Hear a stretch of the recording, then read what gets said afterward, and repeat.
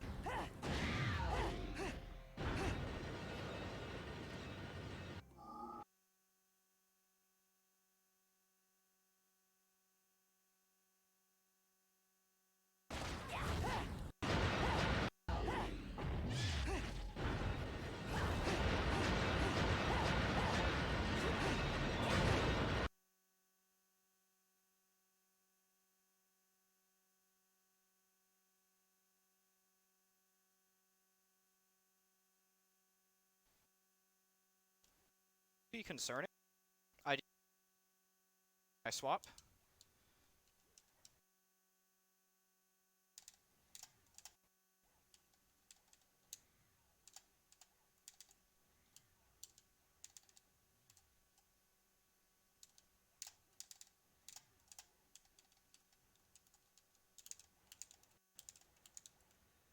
Ooh, that was fucking.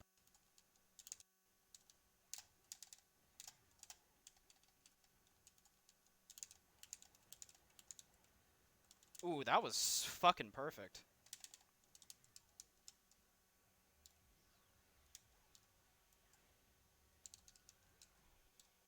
Ooh, that was fucking perfect.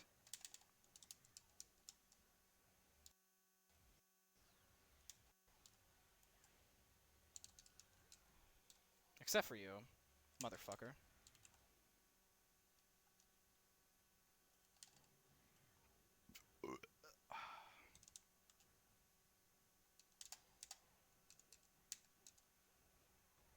Oh, this is filthy.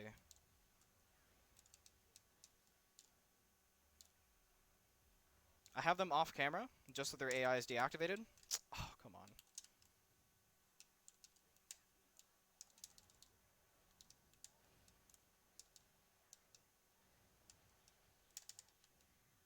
Ideally, if I have their AI deactivated, I will get my Durga combo off without getting interrupted.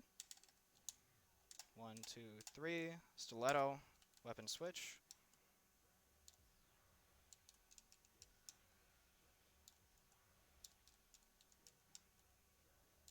This really is one of the funniest rooms in the game. Because all you really do is just jump and spam PPPK or PPKK. And that's kind of like the fight. And it can go from like 23 seconds to 32. Like, it kind of is all over the place. Panther offset. Alright, I got one more magic here. Magic is kind of important for the beloved. After I get through this section, stiletto the door. We do our 180. Panther offset, PK. P. We get through. Looks like we got the ditch. Did we not get the ditch? Okay, we did. I was gonna say, what the fuck? Tetsu? Okay, I'm stuck on the corridor. Tetsu. Right. 20 seconds is kind of slow. Alright. I'm gonna try to get magic right here by hitting the dogs. Looks like I missed.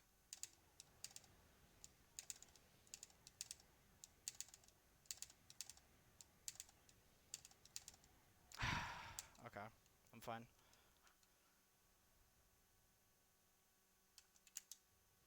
Stand stiletto, or stand tetsu, stand tetsu. And then it's gonna take one more time right here. I'm gonna do afterburner kick when I swap. PPP, K, and then we're there. Use the yellow after a few seconds. Try to stay in the air as much as possible, because you typically get preferential gates. Unburned Spear. Interrupt her attack.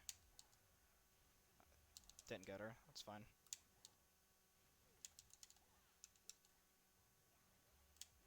Try to follow her. This kick will get her.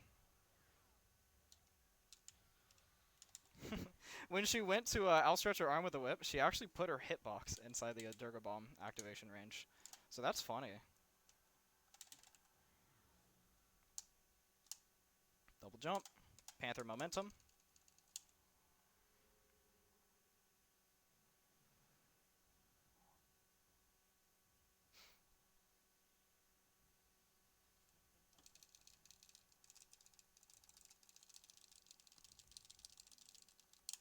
$349.06 is pretty good. I know Roxy got $349.05.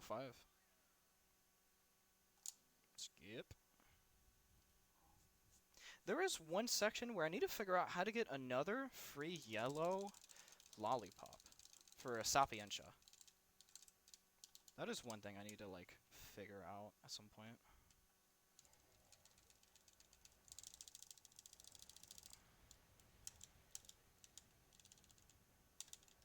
That's fine. I can crawl over here.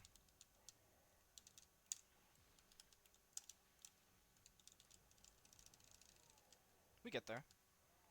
I switch to Shiraba hand because right here, I hit lock on button, Tetsu. Lock on button, I get Tetsu, and I do a stiletto. Stiletto didn't land. That's fine. 18, not bad. Kilgore, or I mean like, whatever the fuck it's called. Onyx, feet. Not the punch. I traded Tetsu here. Ooh, I did not mean to evade that. That's okay.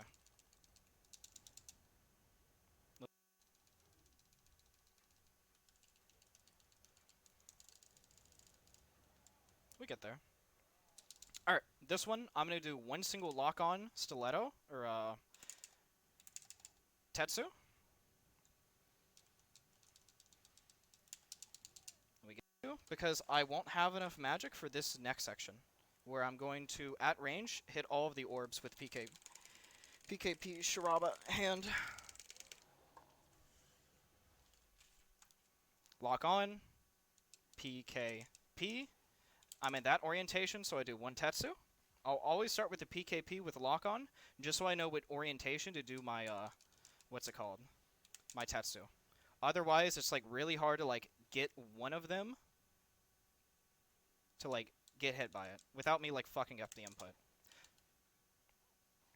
Switch to Onyx hands here, because I'm going to double Kilgore.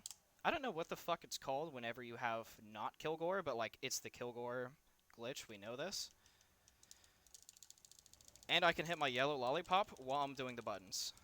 If I was to start with uppercuts, I can't do it. Uppercut, uppercut, uppercut, jump cancel, instant TA. Let's get prepped. 2K is pretty good.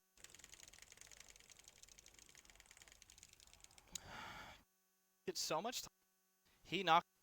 Alright. I walk to the side. He knocks the Ardor into the left wall, meaning that the Ardor falls and immediately dies. If you launch all of them straight from like where you spawn in, it doesn't actually kill the Ardor. The Ardor like lands on the road, fumbles, and then he like TPs to you.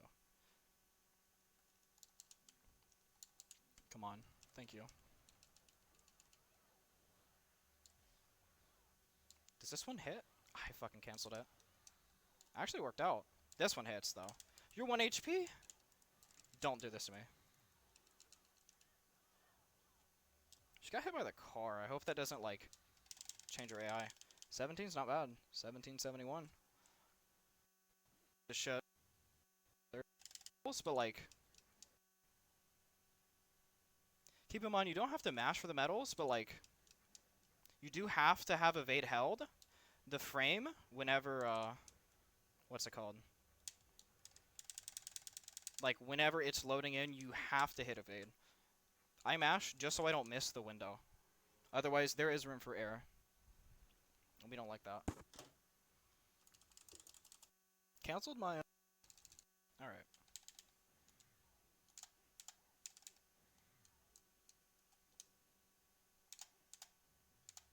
Unlucky.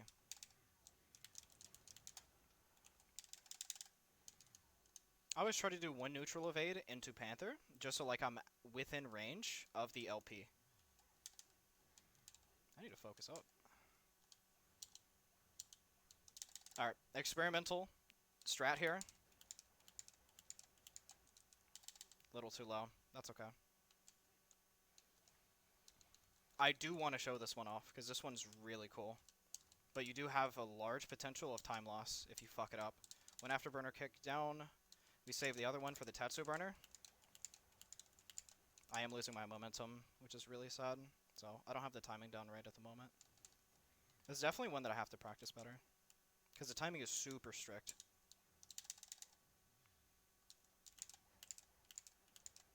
Hey, we get there. Let's fucking go.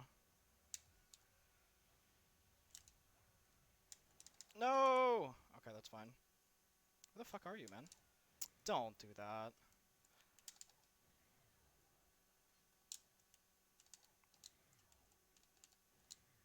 Alright, we're chilling. We get the... Alright, as I get to the section when I jump, the key commentary I won't.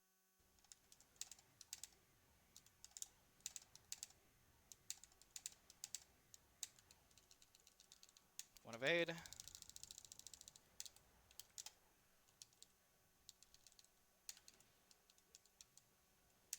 Oh, this is risky. Come here, let me head stomp you. Oh, come on! What? You're being an asshole. Just die. Okay, so concerning thing, I don't really have enough magic. Really give me a butterfly, please. Thank you. Alright. I have butterfly here, which means that I should have enough magic for the torture attack on the flail affinity in the upcoming fight. Okay, I dig it which time. Also, by the way, if you're struggling on magic... Ooh, I'm a little off here. We can recover it. If you're a little off on magic, instead of doing this combo, which is like the 100-0 kill rotation, you can use Kilgore. Like Onyx Feet Kilgore. Just so you actually generate more magic for this upcoming section. That's also like a backup strat. Because sometimes you do get hit by the GNG or the doggy, which it happens. That run's going to be perfect. Or a stray missile hits you. Alright, I'm going to wait here. I let this load in. Because the loading in is actually like delayed. If you go down that fast, the camera doesn't catch up and the game doesn't load with you. Alright, Panther P, K, P. I jump. And it does suck. I can't use... I don't have enough magic for, what's it called? Tetsuzanko on the wall there, or the chest, but that's fine.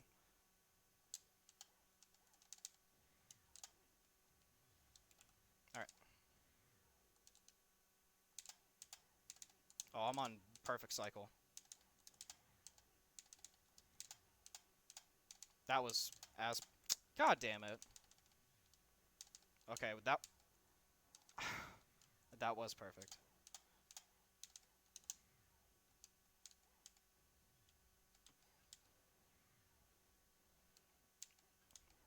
How'd I fuck the setup?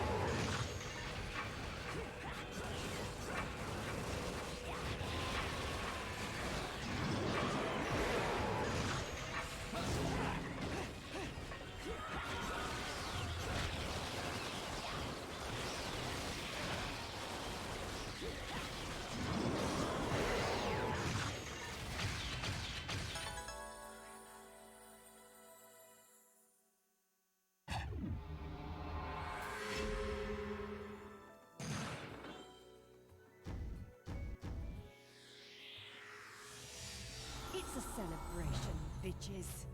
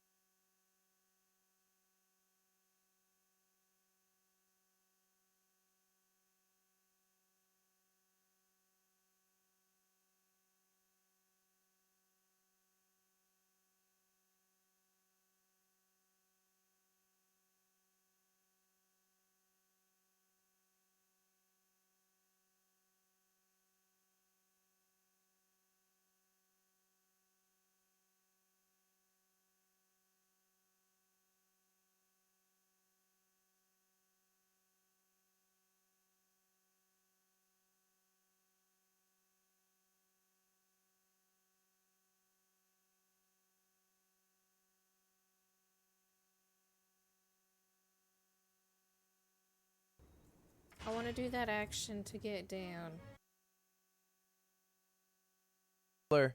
When you cheat, when you cheat in that environment, I think it's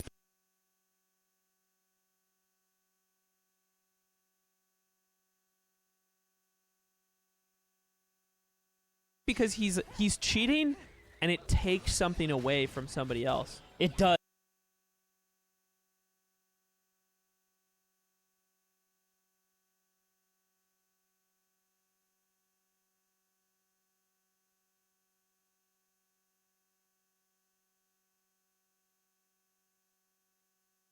Yeah. And that's the why person he was going up against was like a darling, right? Emily was so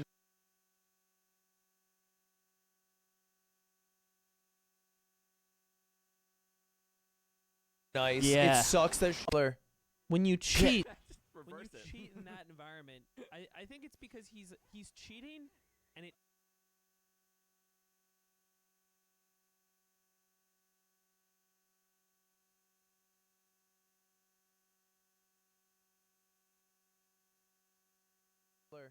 When you cheat, that is tight. When you cheat.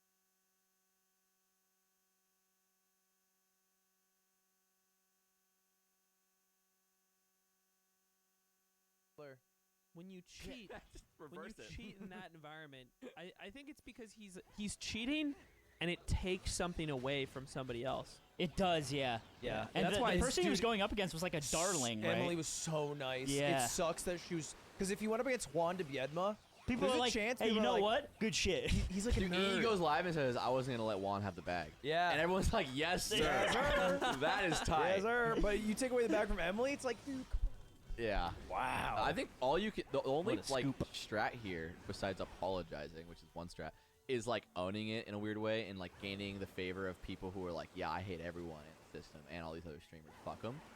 But like that's still. An apology he is is too much so of a rough. chameleon to do that. Because Yeah. you can't apologize soon. Like you can't. He couldn't apologize this week because there's nothing you can say. It's like, No, well, you have to. No, yeah. You have to do it as soon You as you can't. can. It wouldn't feel good for someone listening. It's but an you can. apology doesn't. but there's no version of his apology that passes. No, but that's over not what it's short of, for. like, It's I'm a formality. paying for my mom's cancer treatment. I've you thought know? a lot It's a about formality, making you have to do apology videos because I need to do one eventually Yeah, when the reckoning comes. that's right. Yeah. And and Durst. hear me out. It opens. Fade to not black. Like it Fade from black. fade from black. Fade in. Sorry. That's great. terrible. Cut. That was excellent. It depends on the severity Were of you your rolling? crime. We got that? All right, cut. That's wrap on the day. Lud, go to green. Great work. Yeah. Yeah, You you know? looked. I think it was really good. I think you nailed the take. Right. We can talk about it. We'll send you a cut. It's the thing is, everyone hates apology videos, so keep it brief, keep it short. Say sorry, get in, get out. Yeah, but yeah. Okay, listen. I know you're Whoops. making a This joke. is you're basically recreating my B. My B is great. My B, no, because my B, like, Chillin didn't do anything wrong. He just got in over his head. Yeah. If he goes live and he- drops my B, Smash He made a community- Smash rap song. He did Oh, something yeah, oh, fucking wrong. Yes, I made that video.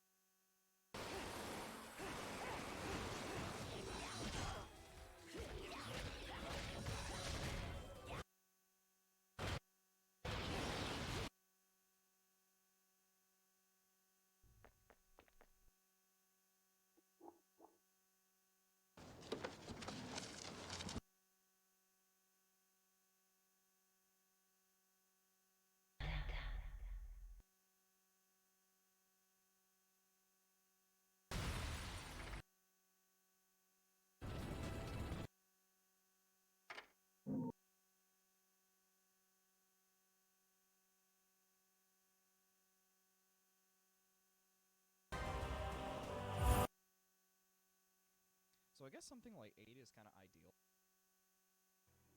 All right.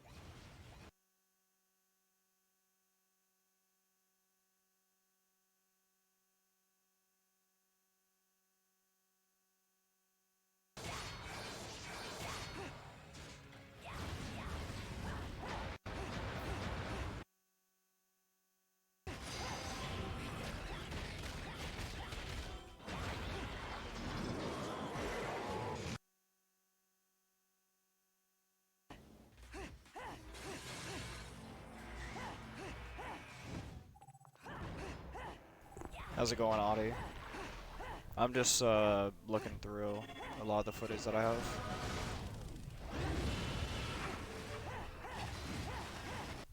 I have like so much shit I've recorded. There's like a half a gig of just raw gameplay, and I'm just, you know, sifting through it real quick.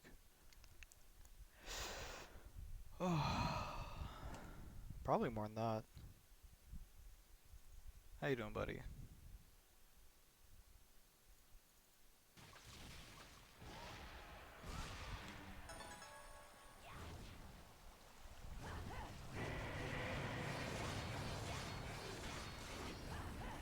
God, that one's so inconsistent. But God is so fucking good. Doing pretty good. It's just a lot.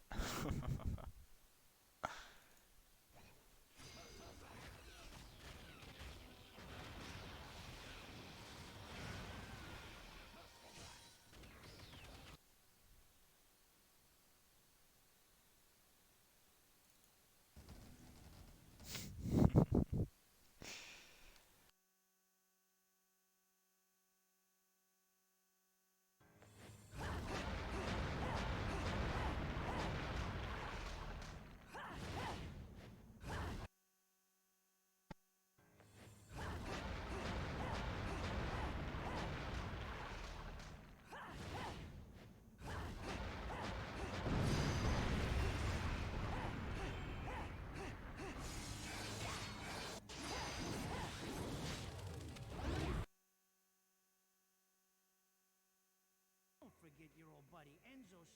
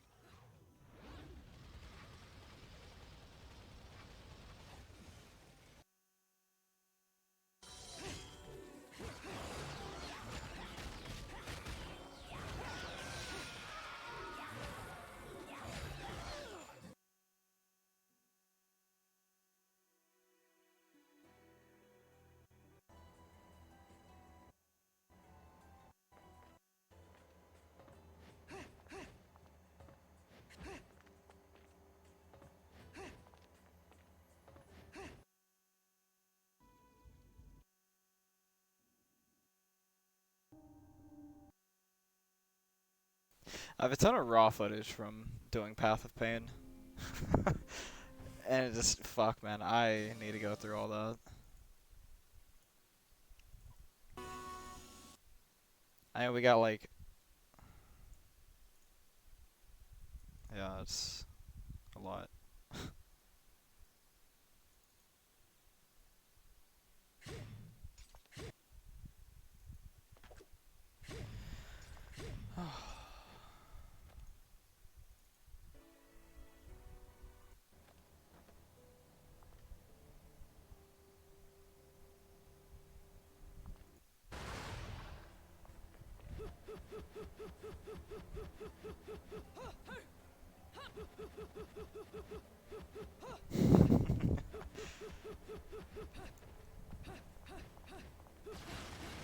That is my favorite variation of poggers, I won't lie.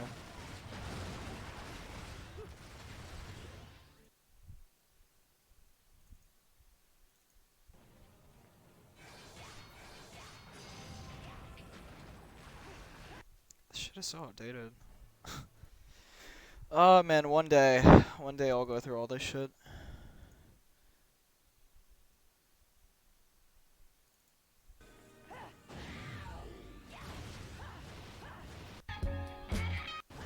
That's copyrighted. I think this one or the next one?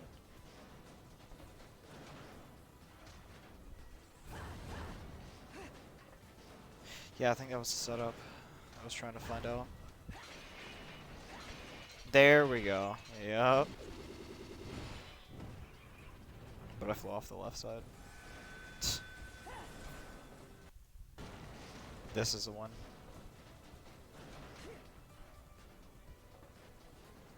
Ledge grab, and then you fall back into it. And then you walk off the side. and it puts you on top. Man, there's so much shit in this game that's just like, I truly wonder how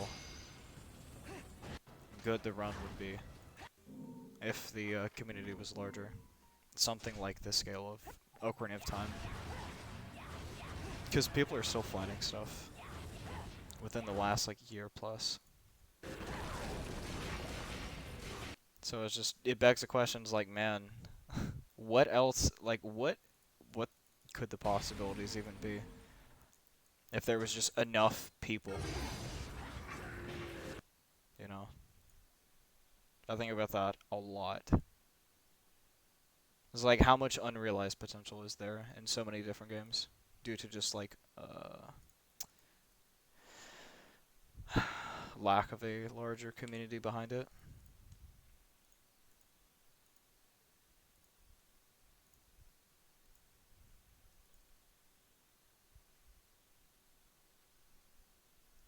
Yeah, I mean, there's a lot of games that are just better speedruns. I won't lie, Bayonetta is a fucking fantastic speedrun.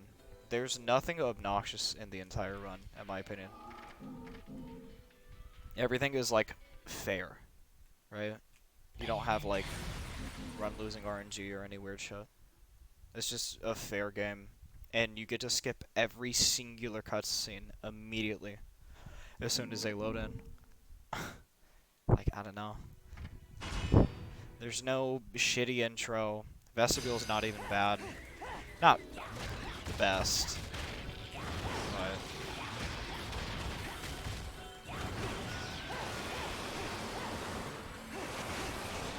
there is RNG on the enemy spawns, like, but that's kind of limited during the late game because you have an AoE one-shot button basically. Ooh, see, he didn't walk forward, he decided to reel back. So I'd have to evade 4 times to get in range of him. Tombstone.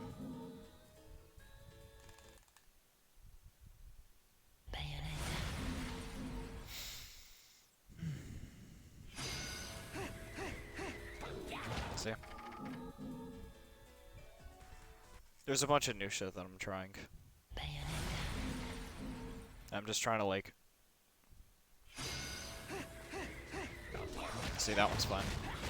Because he approached to try to swing.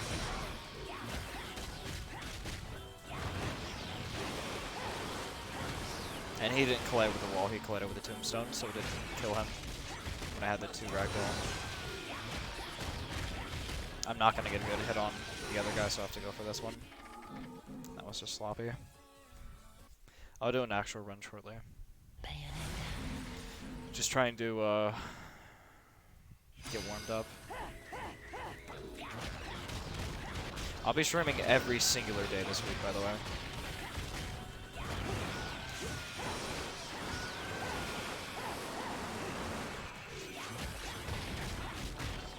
Sorry, Audie, is that English, or can I not just read that at a glance?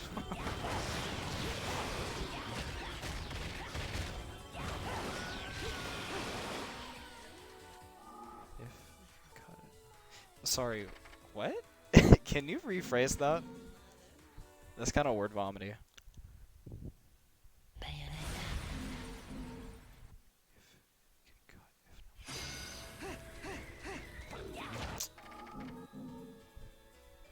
Oh, I'm currently playing the game, by the way. I mean, everything I do is just trying to be more efficient. Obviously. Like, you know, go figure.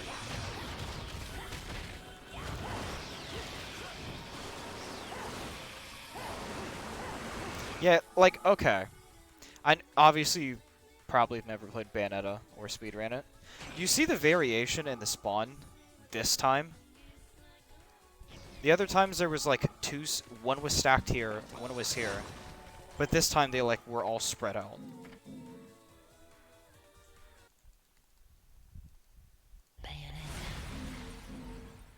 Like, obviously the further apart they are, that's a fucking time loss.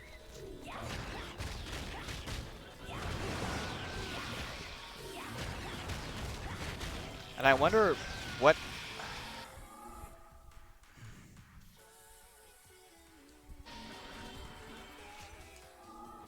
You see? There's 3 all the way over there in the corner, and there's 1 there. I know line of sight matters. I know where you're dynamically positioned in the arena matters. But I feel like there's just a few variables. Obviously, like, the amount of enemies currently deployed matters. He reeled back. And I start the attack so early, there's no way for me to interrupt it in time.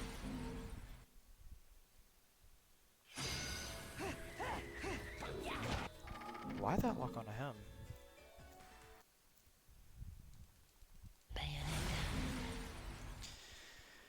Ugh.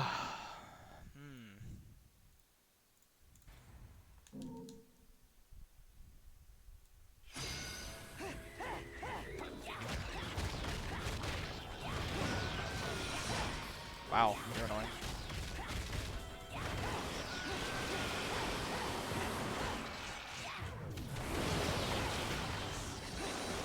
Oh boy. Yeah, this is so sloppy. I accidentally kicked the other one.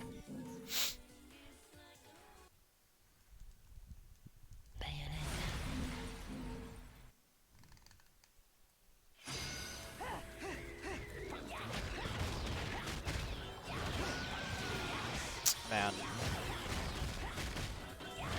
So what happens if I'm looking all the way over here? Completely, like, there's just no feedback, you know?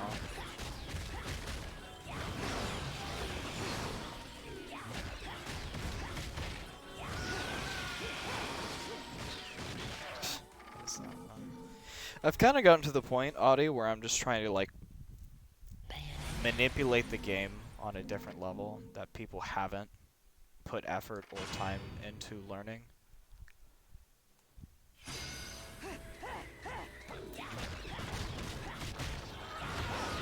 Because, like, cutscene related fights, enemies will always spawn the exact same location. It's just like sequences like this. I'd like to know how to properly manipulate it. Especially when... See, how did he get one shot there? That is fucking weird.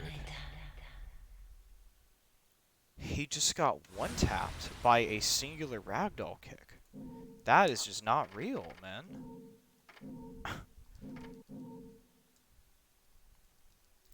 I'm of the opinion that there's so much in this game that is undiscovered. Because I have found a ridiculous amount of tech. And my limited amount of time speedrunning so far. I know how to manipulate the AI of flying enemies, but I do not understand how to manipulate the AI of ground enemies, and or how to correctly manipulate their spawn points.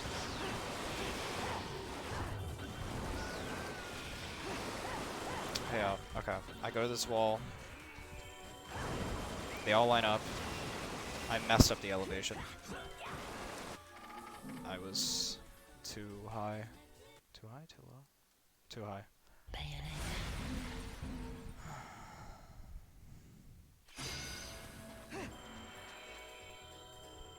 Aim the camera away from them. See, that one's like all the way back there. That's just kind of like RNG.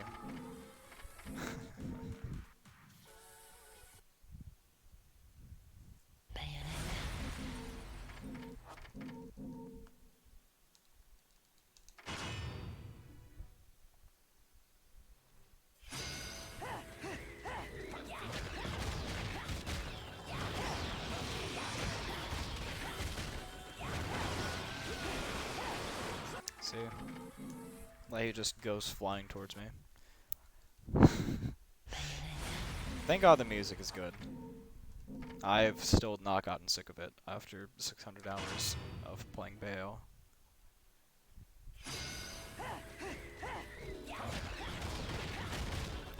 Bayonetta 2 was good music, but I'm not as fond of it as Bayo 1.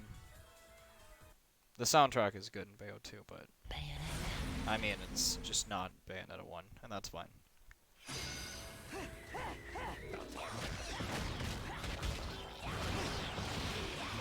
See, he didn't hit the wall. So I know he's not gonna die. He ricocheted off a tombstone. I don't have a good target for Ragdoll. Man, like, so much variation right now. Should not be the case.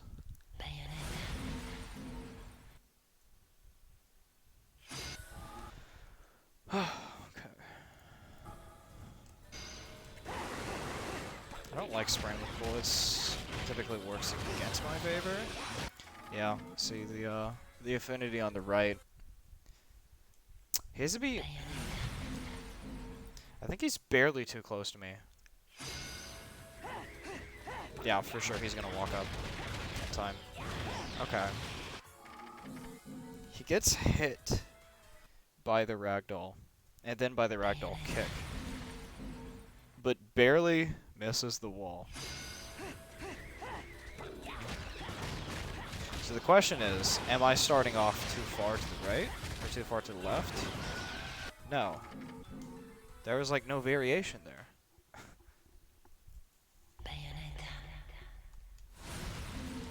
Like, is my perception just off, or is it just fucking random almost?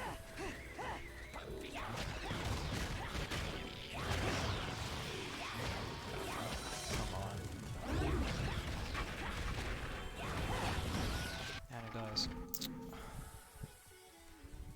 Yeah, camera POV doesn't matter.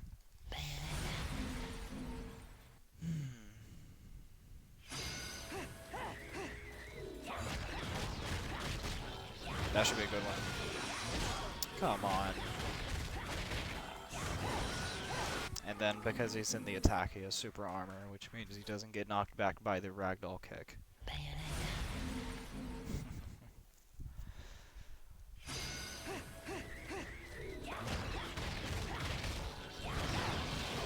See, that's a fucking good one. He hit the wall, right? But he has super armor. So, like, what went wrong? I just got juked. Come on. Hello.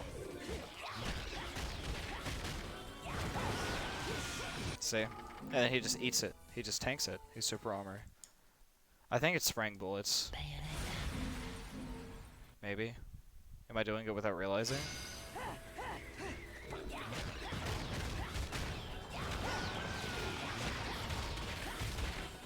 Use the tombstones in the way. Nope. This shit makes no sense to me, man.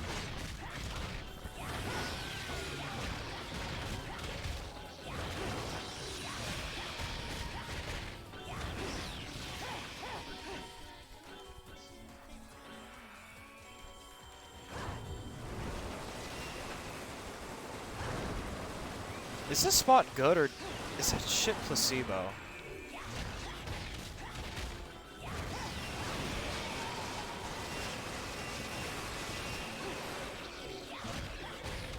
So hard to tell.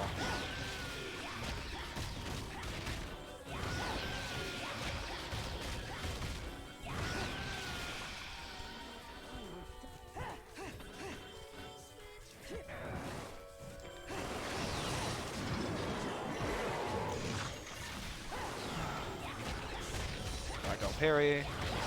Is that one even good? Because they fly so far away. Yes, it actually works out. 116 is really good.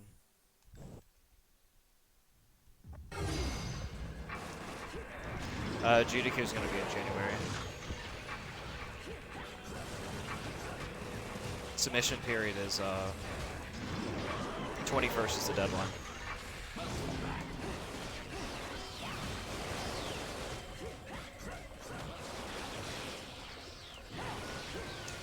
So, I do not have much time. And the submission period snuck up on me because I have a esports tourney, or a league tourney, corporate esports tourney that I'm gonna be in. So, see, that's a 141. Like, what gives, man? I think that's like I have a 141. Oh my god, man. Okay. Like, actually, what the fuck? That's one of my fastest times ever for vestibule. Just actually. Do I even have? I do, right? It's so gross, man. Like, I'm not doing anything differently. It doesn't feel like I am.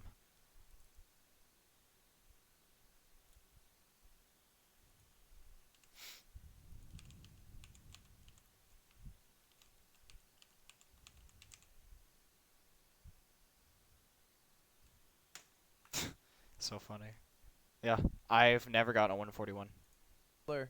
When you cheat, Just when you reverse it. cheat in that environment, I think it's because he's cheating, and it takes something away from somebody else. It does, yeah. Blur. When you cheat, Just when you reverse it. cheat in that environment, I think it's because he's cheating, and it takes something away from somebody else. It does, yeah. Yeah. And That's the, why the it's- person he was dude, going up against was like a darling, right? Emily was so nice. Yeah. It sucks that she was. Because if you went up against Juan de Biedma, People there's are a like, chance hey, you people are know like, what? Good shit. He's like a Dude, nerd. he goes live and says, "I wasn't gonna let Juan have the bag," Yeah. and everyone's like, "Yes, sir." Yes, sir. That is tight. Yes, sir. But you take away the bag from Emily, it's like, dude, Yeah. wow. I think all you can, the only What a like scoop. strat here, besides apologizing, which is one strat, is like owning it in a weird way and like gaining the favor of people who are like, yeah, I hate everyone in the system and all these other streamers, fuck them. But like an that still, An apology he's is too much so of a rough. chameleon to do that. Because Yeah. you can't apologize soon. Like you can't. He couldn't apologize this week because there's nothing you can say. It's like, No, well, you have to. no, yeah, You have to do it as soon you as you can't. can. It wouldn't feel good for someone listening. It's but an you can. apology doesn't. but there's no version of his apology that passes. No, but that's over not what it's short of, for. Like, It's I'm a formality. paying for my mom's cancer treatment. I've you thought know? a lot It's a about formality, making you have to do apology videos because I need to do one eventually Yeah, when the reckoning comes. that's right. Yeah. And and Durst. hear me out. It opens. Fade to not black. Like it I Fade don't- from black. fade from black. Fade in. Sorry. Like, that was so shit. Everything leading up to this It's was a About formality, making you have to apology do videos. Wait. The person he went against was like a darling. And like, he goes live and says, that's terrible because I get hit up against as Juan de I'm trying to get Biedma, the spin kick off because I did it slow. I fucked up my input. You "Can't." It can. wouldn't feel. one eventually. Yeah. When it opens. It Fade don't But know. I get black. a Fade- free just it opens. high magic Fade and to- then just to one not shot black. on both of them Fade because from they're black. next to a Fade, wall. fade from black. Fade So it's a in. free spin kick opportunity. Sorry. Lud, go to green. Great work. Yeah. Say sorry, get in, get out. Yeah, you know? looked. You How did I it, tell That you? was it, excellent. it depends on the severity Were we of your rolling? crime. We got that. All right, cut. That's wrap on the day. Lud, go. Also, I have quite a bit of recordings that of gameplay with just podcast audio and the audio podcast is being captured as well. So I was like, it kind of sucks, but you know. I mean, if you're speedrunning, what the fuck else are you gonna do? Yeah, that was.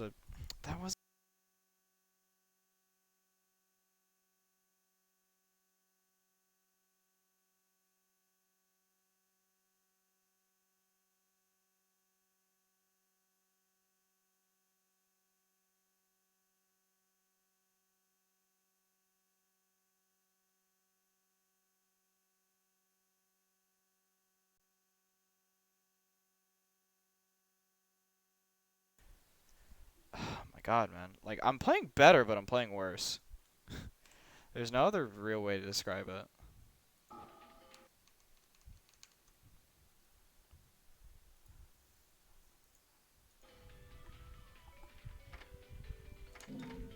.141 is ridiculous, especially with the mistakes I made.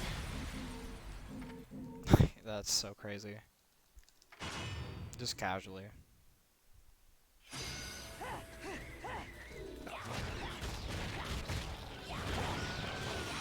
See? All hinges on you.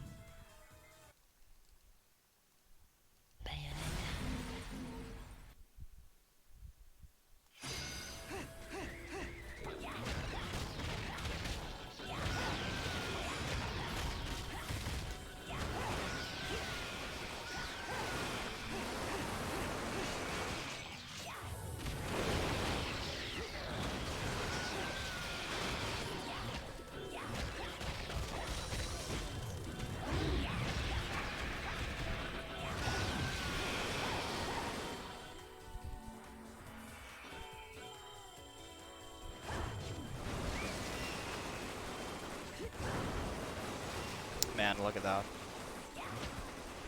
Inconsistent.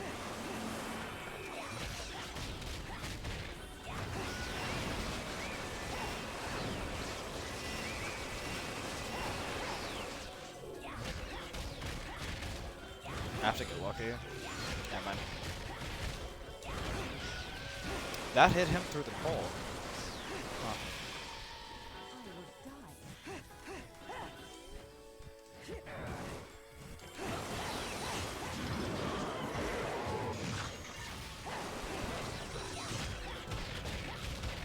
So they got my lucky because they're all flying.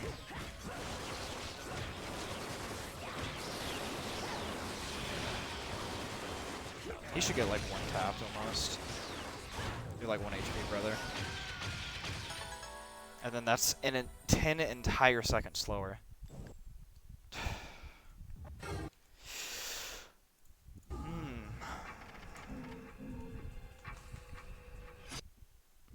There's nothing more tilting than losing time on like the first playable section of the game.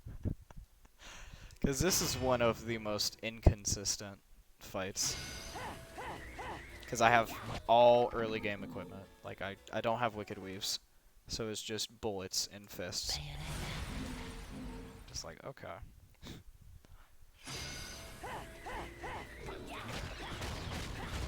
And the spawns are bad. Sometimes. See? He just face tanks it. And I don't believe that's on me.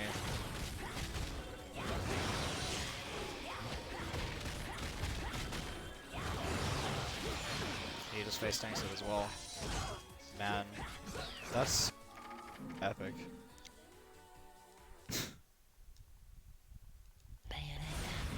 Fucking criminal, man.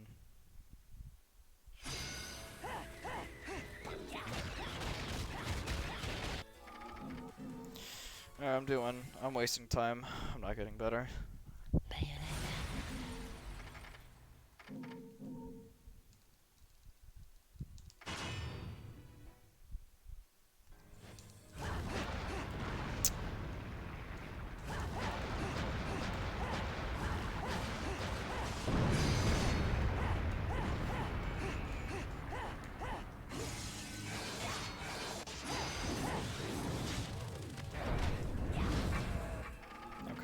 It's fucking spaghetti, I guess.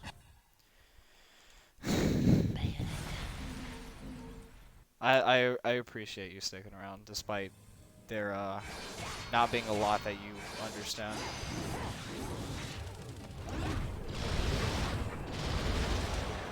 Yeah, so that was pretty good.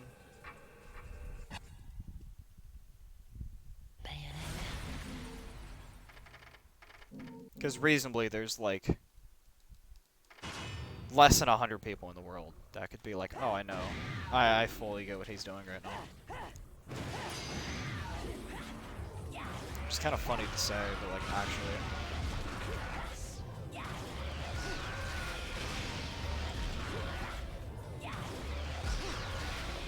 Not bad.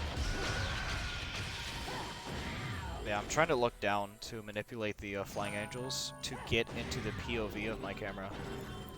Because that's what they prefer to do.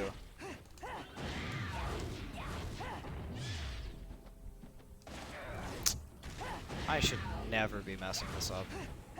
This baby shit. Yeah, I don't know. Brain rot, man.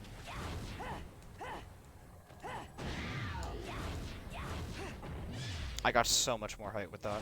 It's fucking disgusting.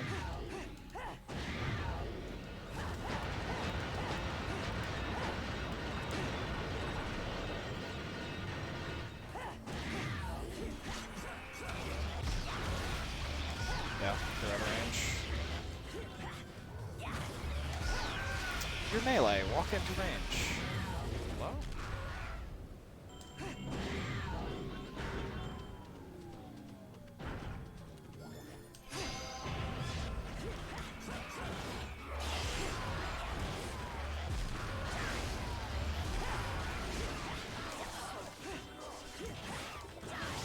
Come on, we're trading hits now.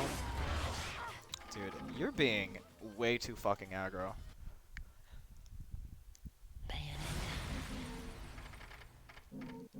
Reasonably, I should be getting the run I'll be doing in a little bit. Bad angle. Where are my Tetsus? Oh, shit.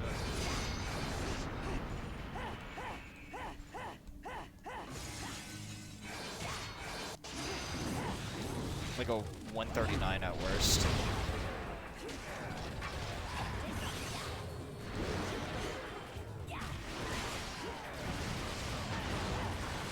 Don't do that.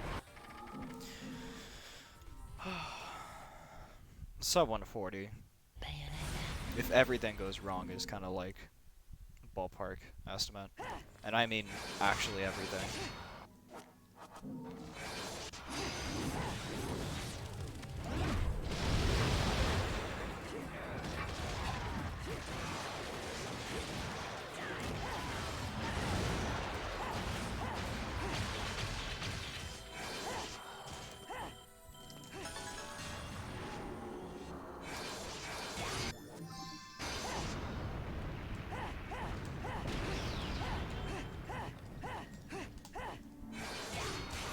Come on.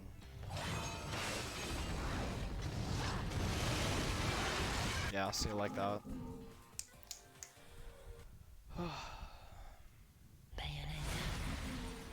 have to reload the whole chapter, because if I reload that with the angel weapon on my back and don't drop it in time, it'll crash the game.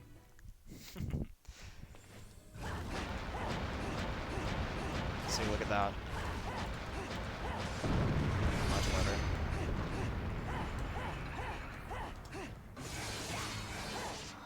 Dude, I'm like pixels off from the cutscene trigger.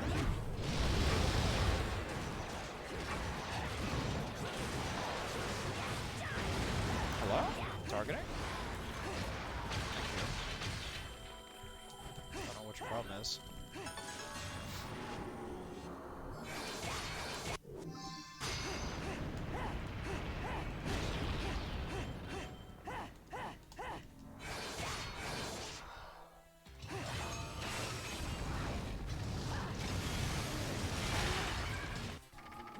That doesn't make any goddamn sense.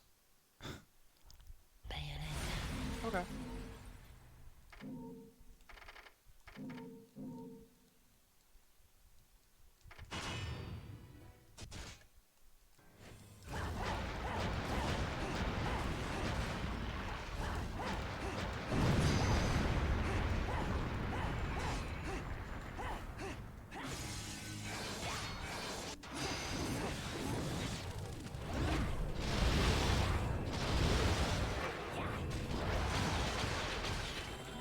I mean, look at the variation. 6 seconds, you know?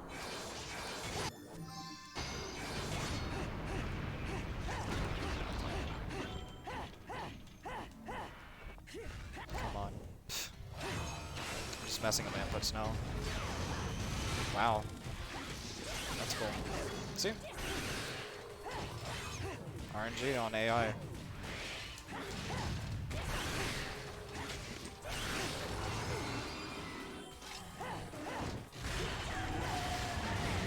So gross, man. I played the early sequence so fucking well. I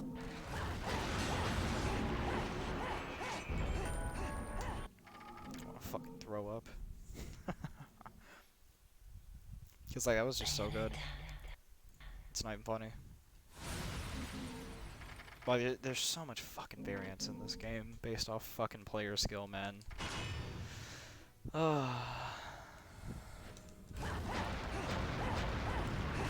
That is a pretty easy setup though, like to line up my character correctly. But like I have to get the turn correct. All the shit I'm doing is just like disgustingly minute optimizations that no one else has ever done before. So like I don't have to practice any of this shit, but you know. See? Miss the timing. I lose my momentum. And my my height.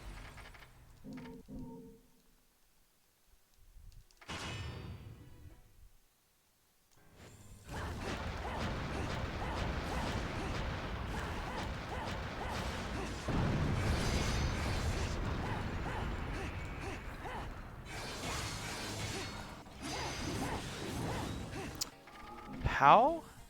How do I fuck that up? Neutral. Forward evade. Dodge. Like, it's not hard.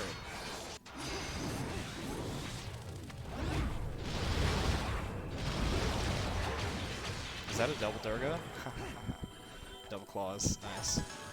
555.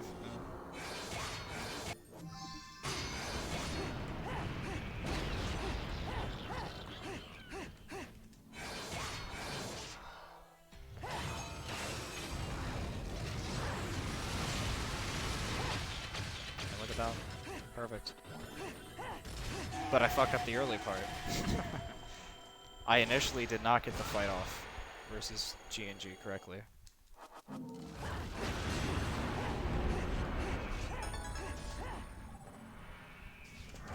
It's just tying everything together perfectly is just...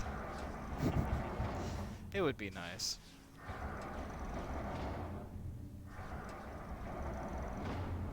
Alright. Yep, let's go.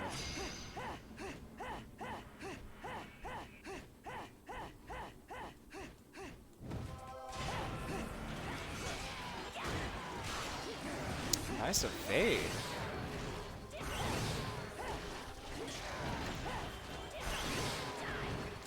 Nice, that was a jump punch cancel.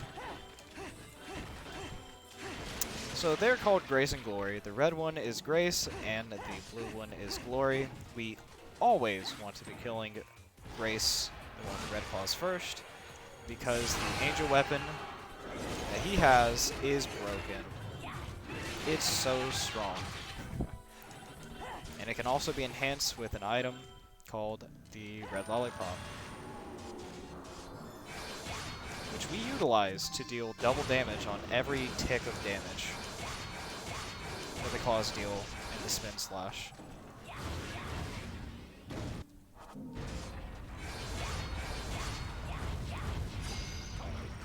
Activated red, head stomp him to knock him on the ground, and they just absolutely fucking evaporate.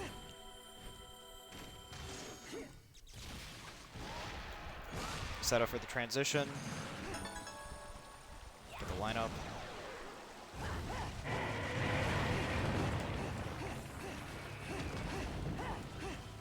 That's pretty good. Manual Tetsu, manual Stiletto twice. Afterburn kick cancel. Skip the cutscene. Lock on orientate myself. Evade. Stinger. Shoot the pot open.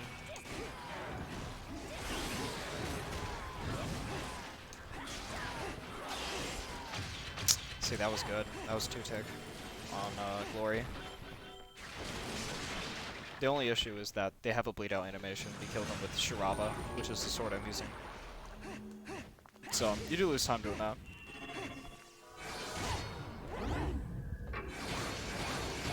Three. Waterfall lineup. Downward, upward.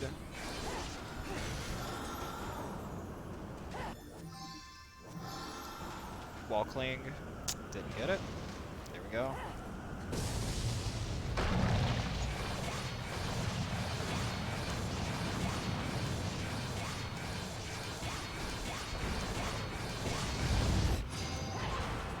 Get Tetsu off.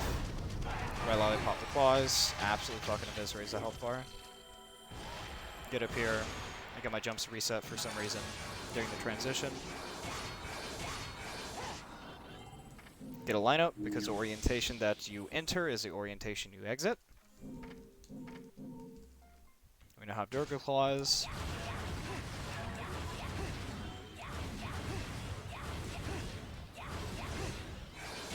Afterburn cancels. Stiletto for mobility. Waiting for him to despawn. Get to the transition, swap to Durga Feet on set 2.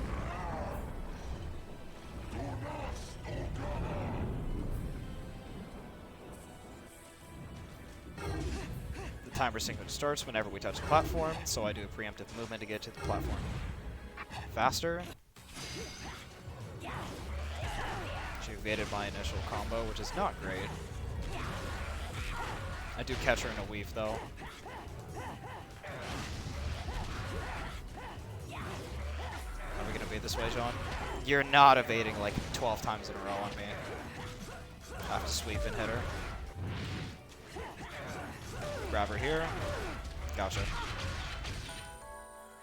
That's 12-second time loss, which is quite XD.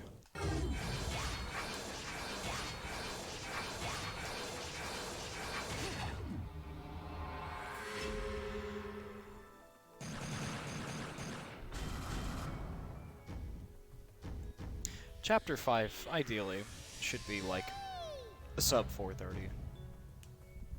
If Chapter 5 goes terribly, it's like 5 minutes.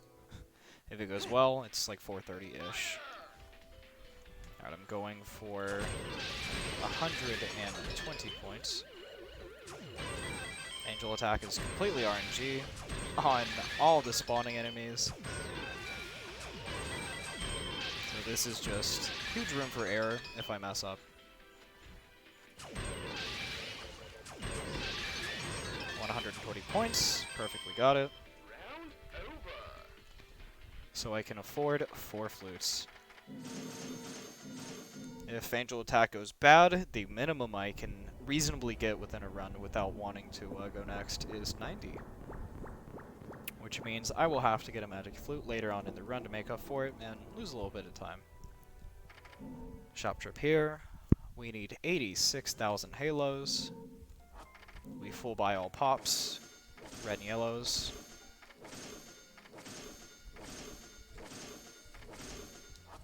Techniques, all the way to the bottom. Owl within an Umbran Spear. Shop trip over.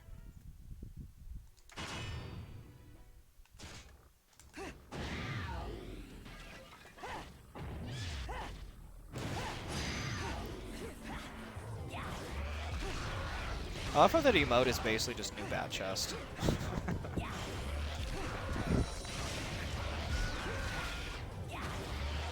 Stare at the ground, so the flying one gets in range. You're barely out of range, buddy. That's awesome.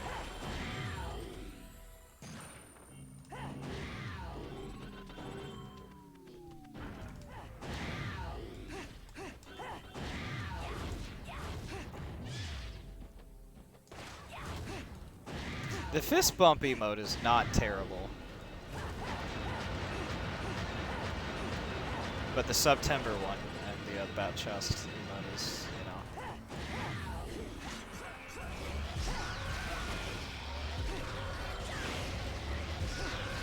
See, that was good. Hello? Nah, man. There's no fucking way.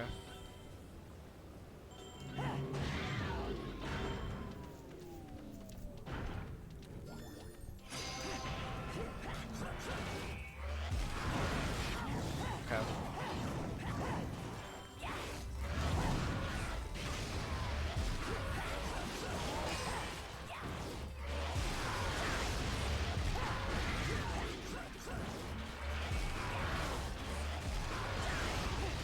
This is a one time where we won't be grabbing claws. Grace. Dude.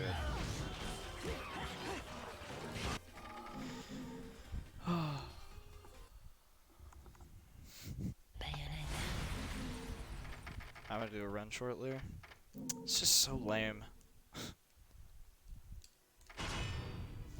Enemy AI is completely random and like almost all fights in the whole game. So unless it's a appearance sequence where the game has like a cutscene introducing the enemy, then they always do the exact same attack, predictably, and they spawn in the same location. Other than that, fucking random, so.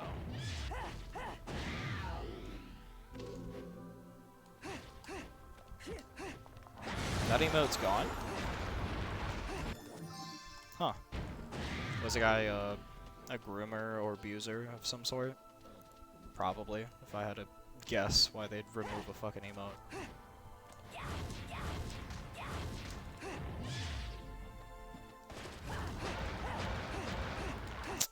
Lost all my... Yeah. That's so fucking weird, man. Why can't people be normal? Like, be different, fine, but like, man, what is that? It's fucking weird.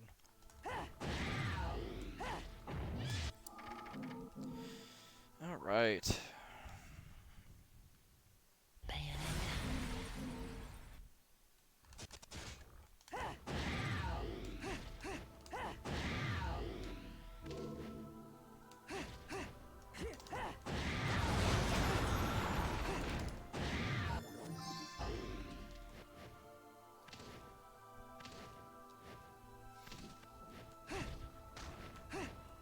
Did not mean to wall cling.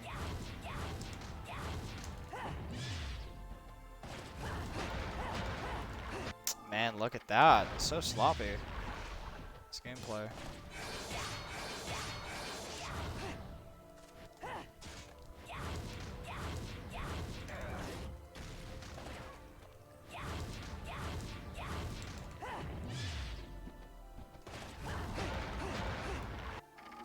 How am I missing the timer?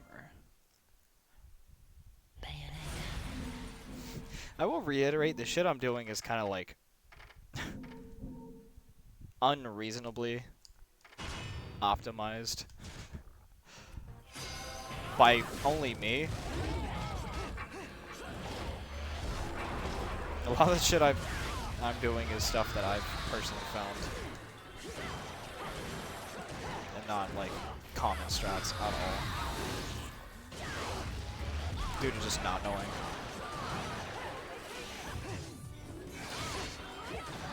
Like, why are we doing this? Stop fucking evading me. Holy shit. That is so ridiculous, man. That is nonsense.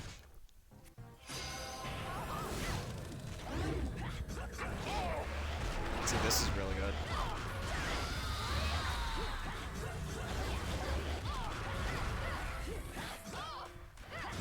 Hello?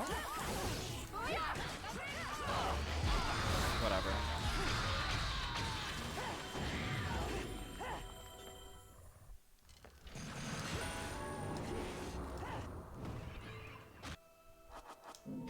Slightly off. There we go. Grab the butterfly. I need you. Bad aim.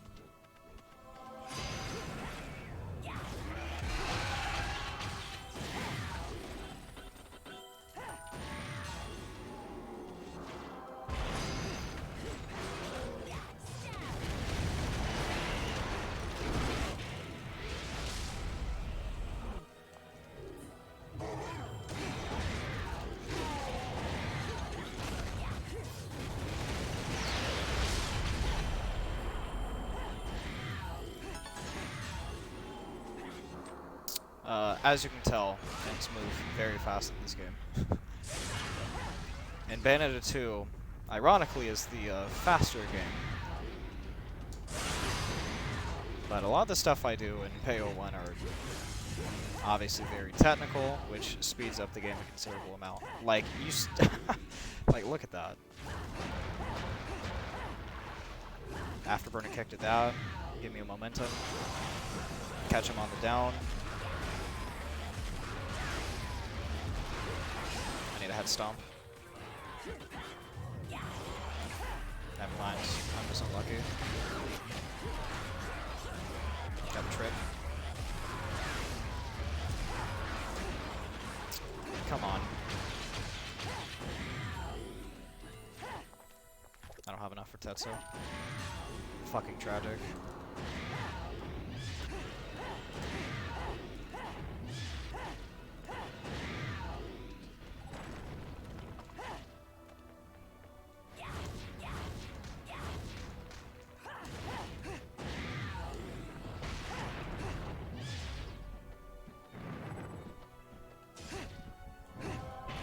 Stiletto. Weapon swap mid stiletto.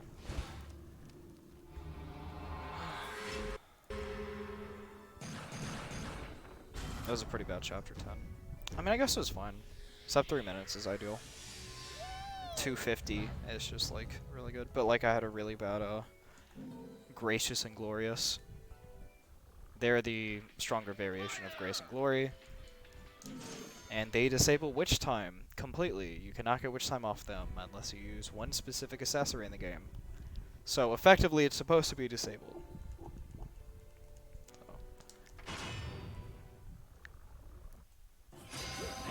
Makes them way harder. Man, why are you doing that?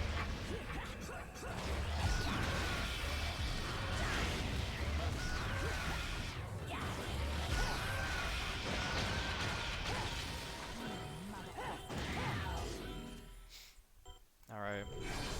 It's also something that no one else has found before, which is jump uppercut cancels. At the end of every single uppercut animation, I am canceling it with a jump input. And if, you know, I want to deal damage, I'll just do a uppercut again. And then uppercut again. While weaving in a jump in between every single uppercut input. Speeds up the uppercut animation fucking dramatically. I can get off 4 uppercuts by the time someone gets off 2. Quite a big find for me last year. Actually this year. Fuck, it was like...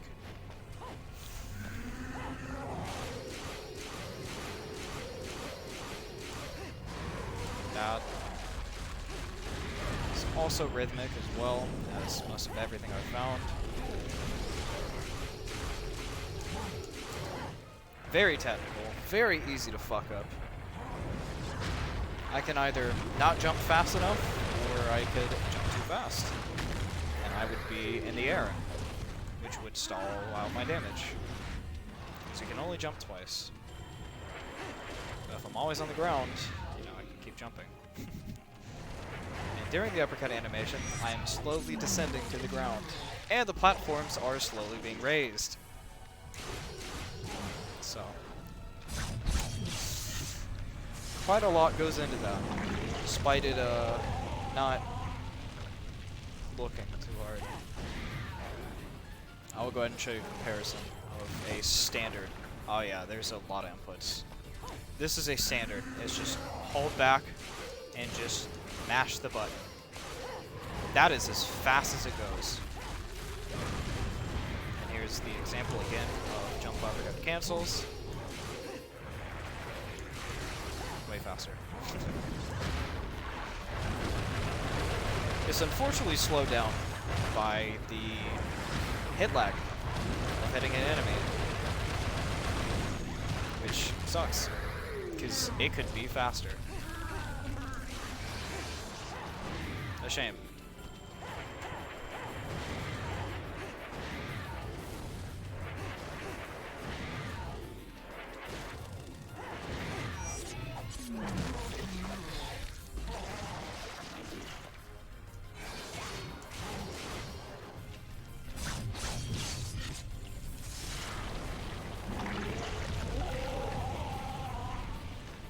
It is funny considering the stuff that I've found, like the jump uppercut cancels versus bosses. Because, like, I've never seen a single person in the world do that. Which is kind of a crazy thing to say. Especially with a League background where, like, everyone knows everything. You know? Like, people know shit. But, yeah. Feels weird. A lot of knowledge going to waste still must. Let's see if I have...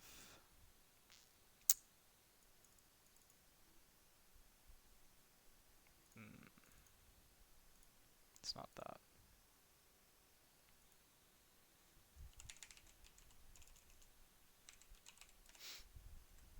No. Where do I have it?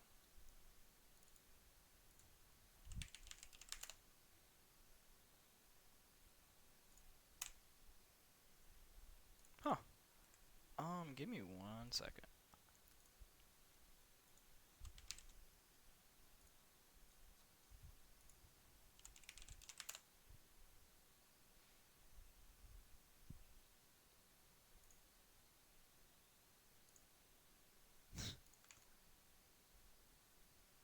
Ah, okay.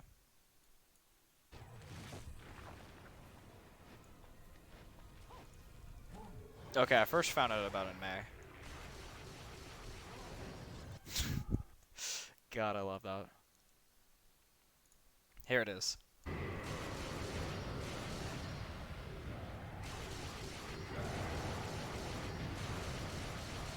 All you need to know is just look at the uppercut, and the sound is quite distinct.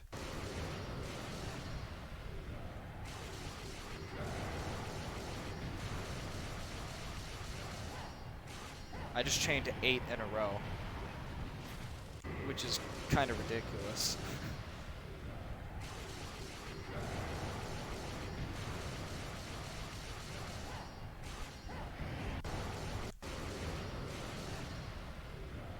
One, two, three, 4, 5, 6, 7, 8, 9, 10, 11, 12, 13, 14. In just a span of a few seconds. But like,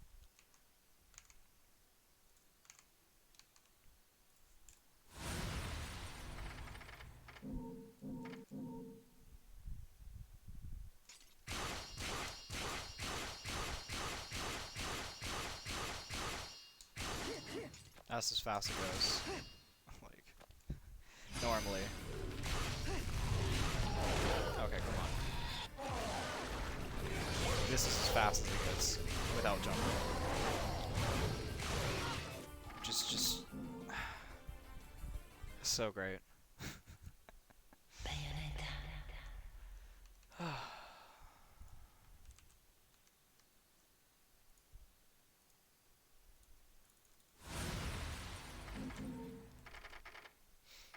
Okay. Last thing I'll practice, and then I'll start a run.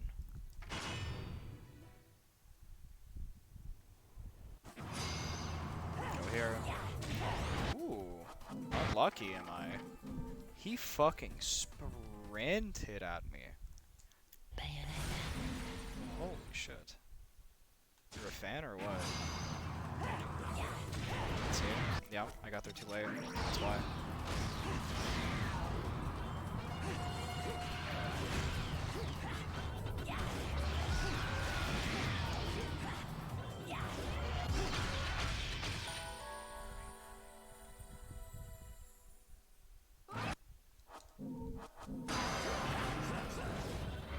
That's one RNG.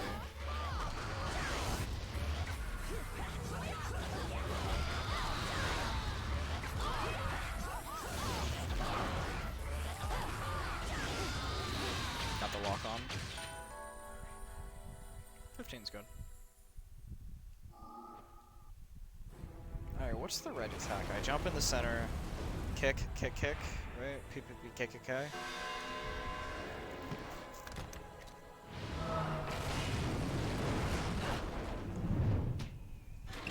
I have to switch my my directional input to left on the second.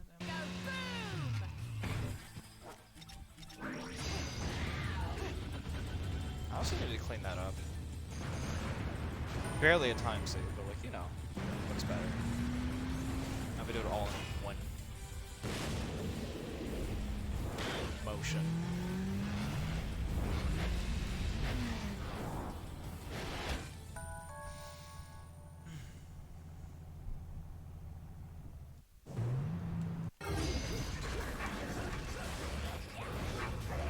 That's fucking gross.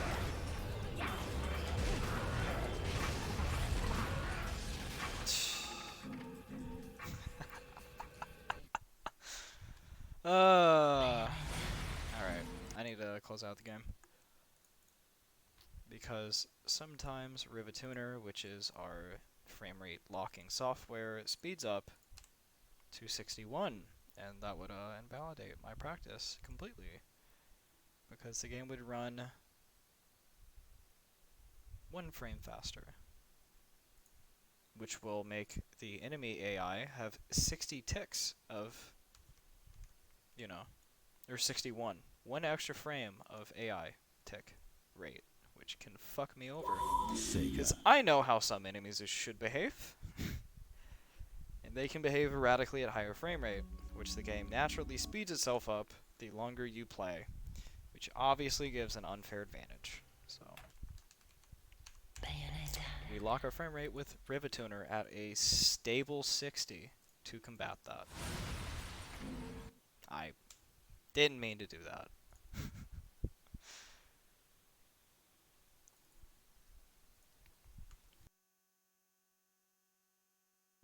Sega.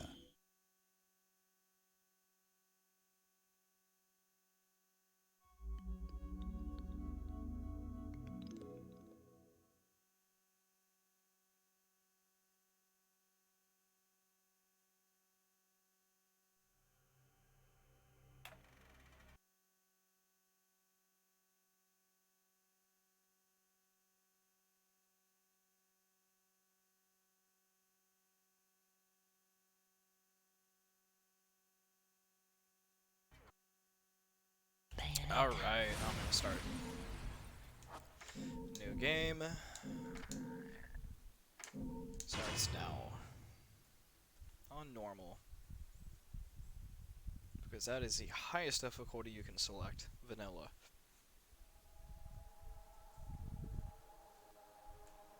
Is the hardest intended difficulty for a first playthrough. Alright. I'm gonna do a little bit of commentary practice, and I'm basically just gonna say what I'm doing, and just see if I can keep up. I've had a full day of work, obviously. It's work week, so... And, I'm kind of fucking tired, but if I can do it now, I should be able to do it all the time. Alright, so, instead of playing as Bayonetta, I will be playing as Jean. Jean does have some trade-offs. She operates a little differently than Bayonetta.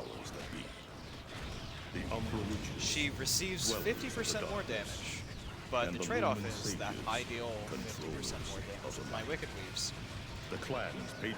And the other trade-off is that despite dealing more damage, receiving more damage, the devs decided to push it even further. I have a smaller window to get Witch Time compared to Bayonetta. I can only get Witch Time by hitting the evade button after I receive damage. I cannot do it preemptively. It has to be when I get hit and a few frames after I get hit. Otherwise, no Witch Time for me. The flames of hatred against each other. That being stated, Jean is a higher skill cap character. The conflict between And the I feel like she Umbra gives a and the really Lumen good balance threw all of Europe high risk into and high a reward. chaotic loop of battle, ambush, Also, assassination, she has and infinite casualty. dodges, It was so true I can spam the evade button as many times as I want to. by Bayonetta, on the tremendous other hand, radiance can of only God evade shining upon 5 her. times in a row. The Lumen sages were On gradually the weakened 5th evade, by the she assault will of get the locked out secretive of the dark animation, witches. Years which is after not the battle great was in a lost, fast-paced game all such as had Bayonetta. ended in the Umbra Witch's favor. This section is just effectively a playable cutscene. There's nothing I can do to gain time or make it go faster, but if I get hit or use certain attacks, I can make it go slower. So I am doing what I can to just stay off the arena, reduce the amount of entities in play, and have less particle effects go off. Because, you know, Their victory was that short-lived. does not slow down the game, which Fearing is the witch's everything I dark want abilities, in a speedrun. humans began to condemn the remaining Umbra. They launched the witch hunts, rounding up the battle-weary witches with little resistance and subjugating those who wished to continue the struggle. Human faith in the miracles of their god pushed the witch hunts further, and soon the Umbra witches, Alright, so we're finishing keepers up, of the playing the darkness, cutscene. were extinguished from the earth. And we're gonna go into chapter 1. Chapter 1 begins off fairly slow. Not much going on. I'm okay. Just quite a bit of movement into a few fights. darker the night, Just brighter the stars. Hey T-Solid, how are you doing?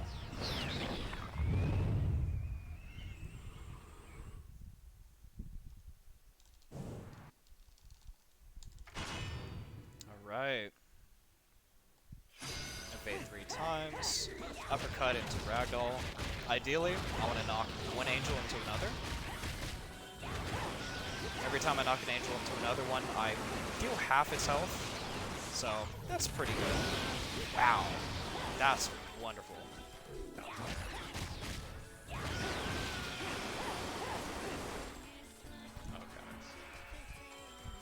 I'm going to spin in place and aim my camera at the ground because flying enemies want to walk or fly into your camera's POV. That works in my favor.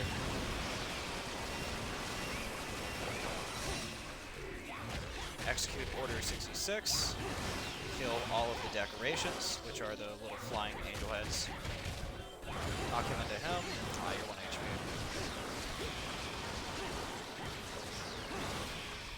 Taunt to maintain combo. Skip cutscene. Kick to drop down. Dodge offset. Torture attack the big angel ASAP. I'm gonna get hit here. Barely dodged it. So unfortunately in the early game of Bayonetta 1, we do not have air dodge. If I am in the air, I cannot evade at all. So I'm kind of a sitting duck if I ever get in the air. 124 is not bad.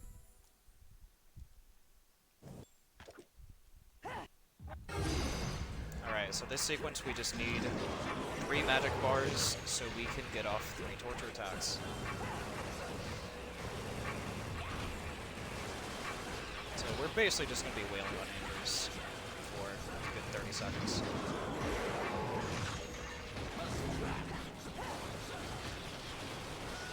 The more angels I hit, the better. Go figure.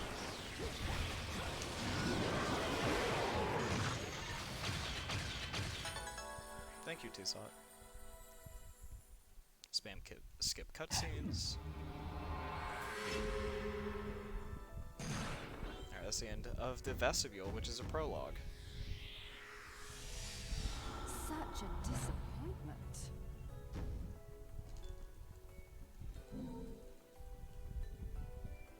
Alright, the next chapter is going to be the Angels Metropolis. 7 inputs to skip that.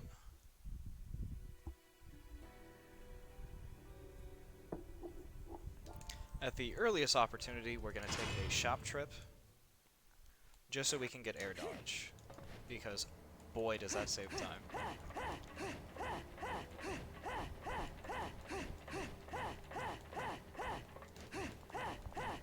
A little bit of dodge offset action.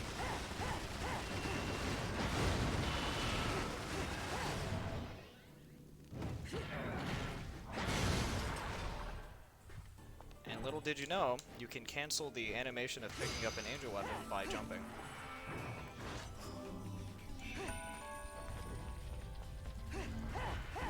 Alright, we're gonna go for a little skip here.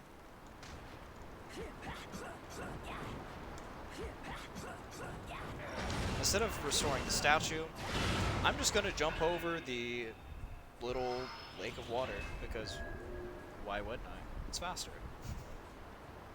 We can only do that by ledge grabbing the wall on the side there, and doing a very specific combo, just to get enough horizontal distance traveled, just so we can skip over that. Alright, we're gonna take a shop trip. The enter orientation is the exit orientation, so I'm gonna line up my character facing the way I want to exit the shop. Techniques by air dodge, and that's all we need. We now can move a lot faster, because we can, out in the air now. I'm gonna spray bullets as I'm going into this cutscene, just so I can hopefully break some terrain and some benches on the way in, because it can block your damage, unfortunately. Geometry is your enemy in this game. Try to kill the little decorations in the air, just so I can free up some spawns for some affinities, which are the medium-sized enemies. Alright, I want that flail, so give me that. Not asking nicely. Alright, we want the trumpet boy. Hate to be you today. Animation cancel, pick that up. Jump cancel, jump cancel. Grab the flail. Kill that one. Taunt to maintain combo. Cutscene. Spraying with bullets. This is a beloved. He's a pretty tanky enemy, but not if we have an angel weapon.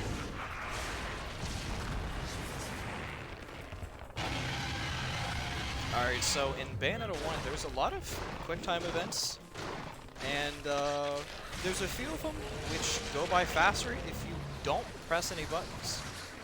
That is one of them. Alright, we pick this up ASAP.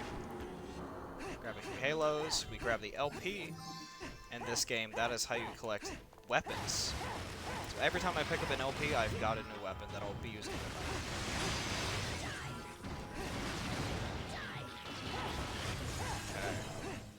Okay. We have a little flashback here. Very specific setup. Lock on and 3 evades backwards. Make a wish time off the fireball. Jump and spray bullets. Wish time again here. Jump is reset. And then that is really good.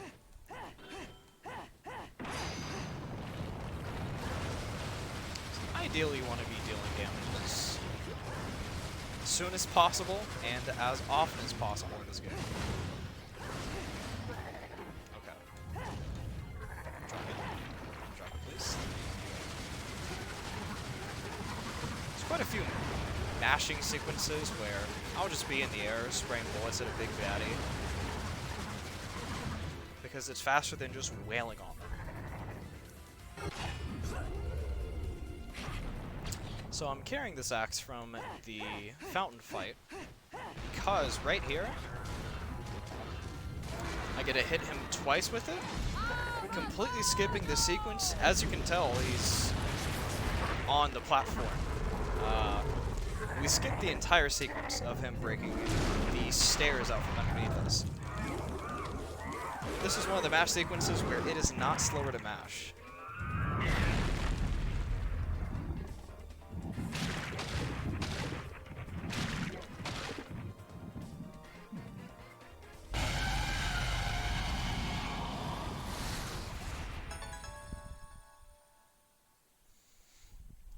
That is the end of chapter 1.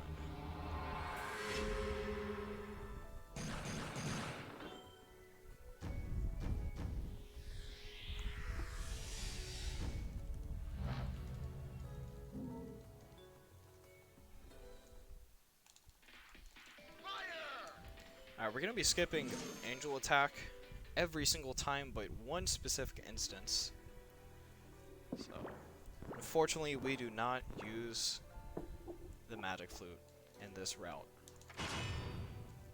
which is quite specific to Jean. We have a setup here.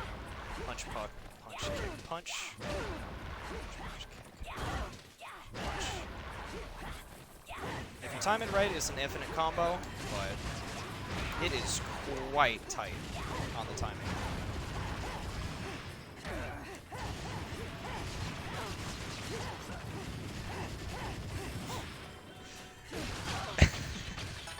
If you don't get it, Jean will just run away for her life to try to get away from you. We don't like that.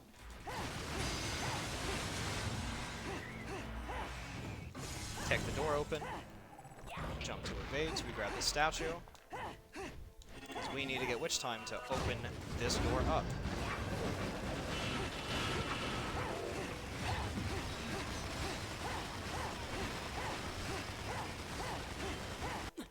Alright, dodge to the right, we get a torture attack on a flail angel. We beat this big one up.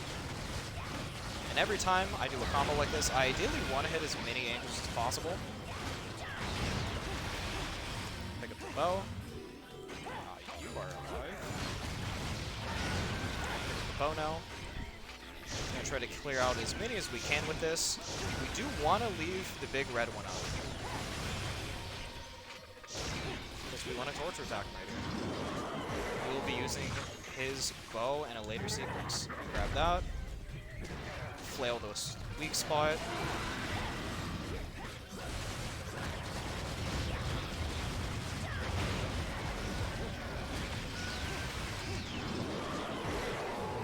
Grab this angel weapon. Pick this up. And, well, it is a pull, so. Alright, that was the end of that fight. Very fun fight.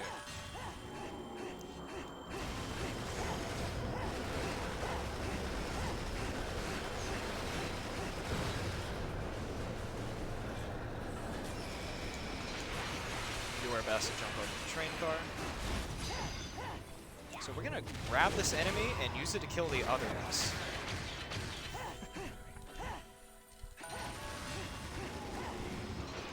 That is an enchant. Thankfully, we don't see them too many times during the run. They are one of the most annoying enemies in the whole game. Honestly, I can't think of a single game that has a wheel enemy that is not annoying to kill. Bayonetta 1 is, no exception to that. Alright, so our beloved has a friend. We do get to kill this one very quickly. Grab his weapon and we use it to kill the other guy.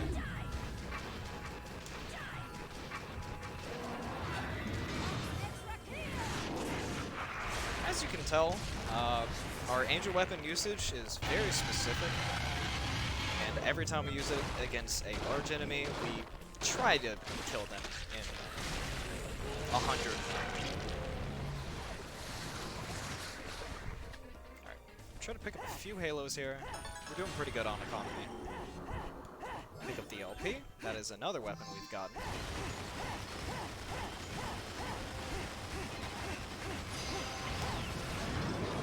Go ahead and grab him out of the air.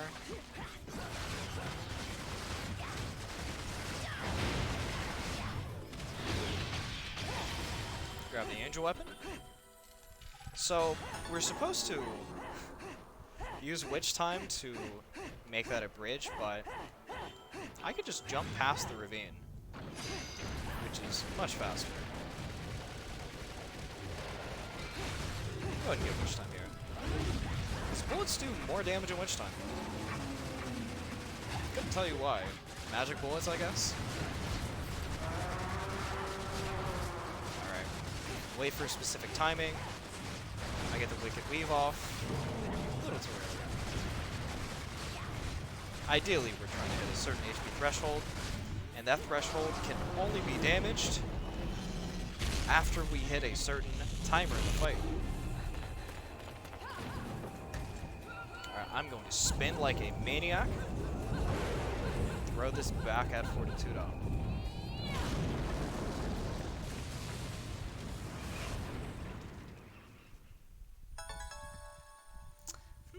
If you want to see some crazy optimizations, Churro, I recommend you watch this next chapter. There's a lot that goes into chapter 3. I'm sure you'll love it.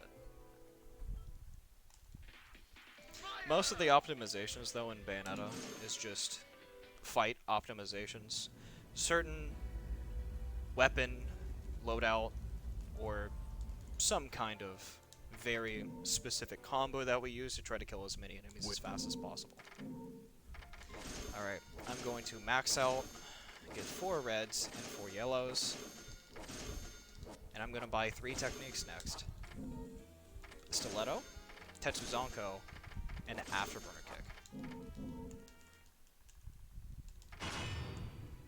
So finally we have some techniques to play around with. Gonna quickly manage my inventory. Alright, so these are Flaming Angels. They're supposed to be an introductory enemy that forces you into getting witch time to fight them. Otherwise, anytime you'd hit them, you would just get recoiled and take damage. So we have a sword. We don't care.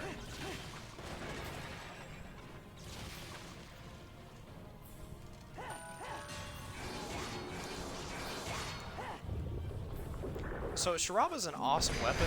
We use it as mobility and our main source of damage in a lot of early game fights. As you will see here. So as we know, Jean deals 50% more damage with Wicked Weaves, and a weapon like Shiraba can hit an enemy twice with a single Wicked Weave, which deals a ton of damage.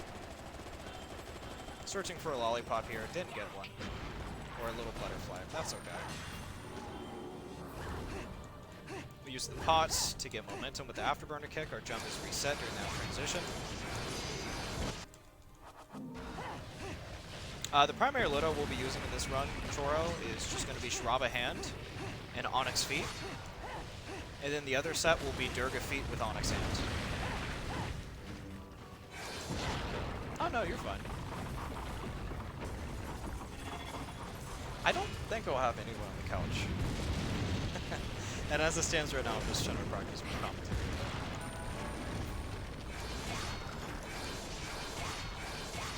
Alright, we have our first fight with double doggies. They're not fun. They're very tanky, and they are pretty prone to parrying you, or just trying to scream and lose you time. Like that. We don't like that. But, you know, we kill them pretty quickly by using Wicked Moves. Also, ideally, every time we kill an enemy, we don't want to kill them with Shiraba, because that causes a bleed out animation, which lasts for like 5 seconds before they actually die officially. So when possible, we'll be switching to an alternative loadout to try and finish the enemy off as they're low HP. Cute little QTE where we just blast open the subway door. Mainly the combos we'll be using, Toro, is just punch, punch, punch, kick, a kick with other weapons. With Shiraba mainly, it's just using Tetsu Zonko animation cancels, as well as just like a PKB. Alright, we have a little technique I like to call the Tetsu Burner. We're gonna skip over this entire lava lake. Okay, we'll reset that. We're gonna skip over the entire lava lake, utilizing afterburner kicks to get verticality and momentum, and Tetsu Zonkos to maintain our horizontal, or to maintain our height. It's pretty tight on the timing.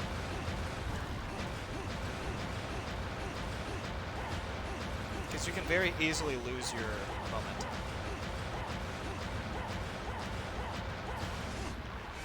It's a lot faster than spamming Stiletto.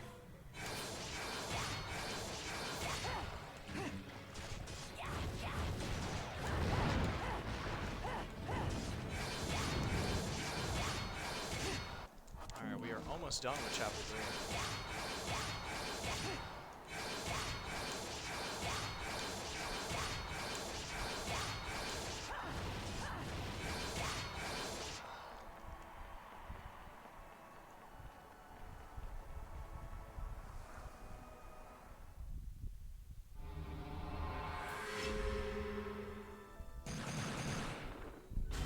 So Chapter 4 is going to be our first official boss fight. Oh, what a day! There's a handful of them in the game, but they are one of the more interesting sections of the speedrun, because we can't really do anything else other than just kill them as fast as we can. There's no crazy movement tech that we do.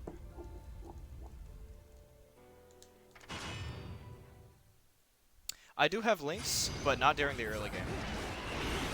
Obviously, I'll get that at Chapter 5, at the end of Chapter 5. Nothing is off limits, though, as far as, like, weapons or techniques, though. But during the early game, we do use Stiletto Shiraba as our movement. After we get Panther, there's certain movement tech we can utilize to zip across the map. Alright, so I'm going to activate an invulnerability lollipop here, just so I can be right on top of Fortitudo as he does the fire attack, just so I can immediately grab the heads. And we're going to be doing that twice.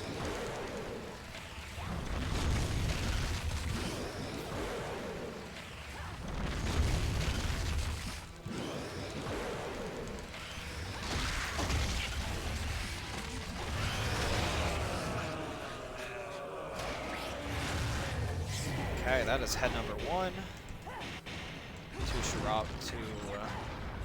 Tetsuzanko's there. We get Witch Time.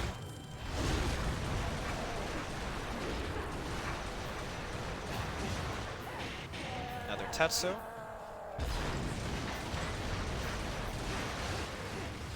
That was really good.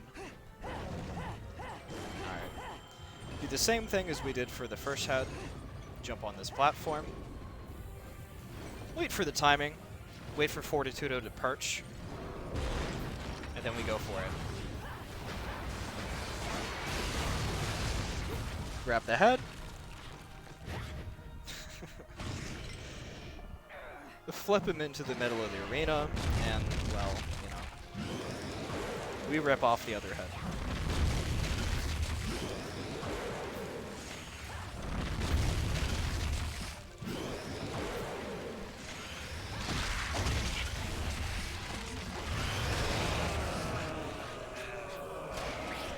Right.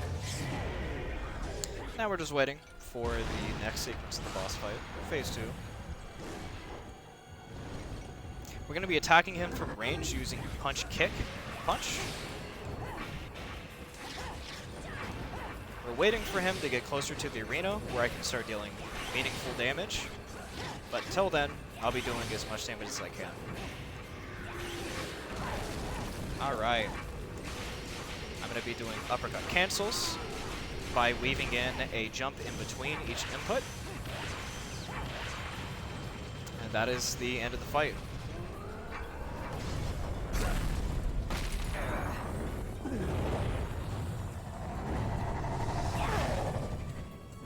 Doing jump uppercut cancels is about twice as fast as just standing on the ground and mashing punch.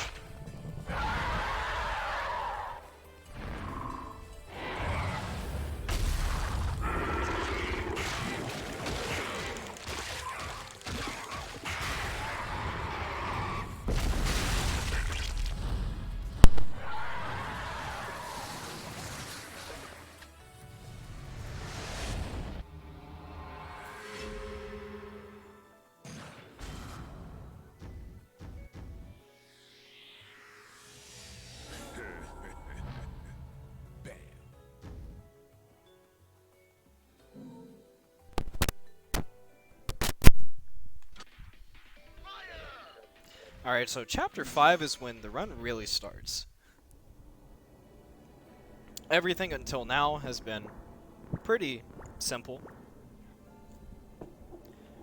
Not too complex.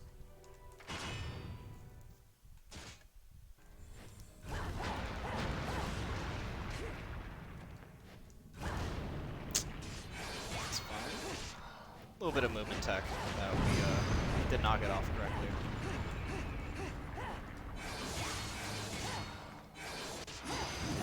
Alright, we have our good friends Grace and Glory. These are the most interesting enemies in Bayonetta 1. They have a mind of their own and like to act very erratic.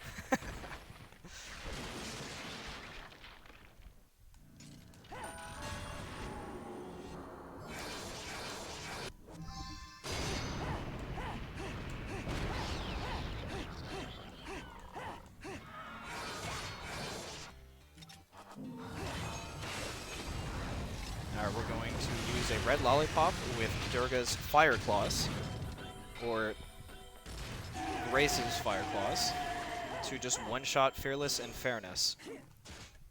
During transitions like this, I get my jump reset, so I'm going to use that to try to jump across this entire section as fast as possible.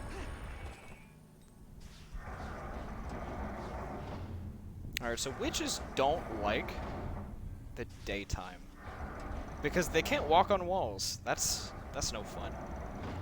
So we use a heavenly manipulator to just make it nighttime, and the moon's out now. So we can walk up the side of that object, fall all the way down here. We have our friends Grace and Glory again.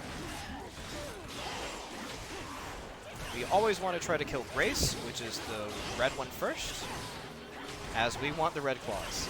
We will never be picking up the blue claws on purpose, because they just don't deal the same amount of damage. Also, their damage can't be doubled using a red lollipop. We go to that specific lineup, we cause all of the manta rays to spawn on top of us, they cluster, and then they die to the Sharaba charge attack. A little bit of movement tech here, using Stiletto to go up the staircase, and jump canceling to reset the Stiletto animation, so we're always in motion.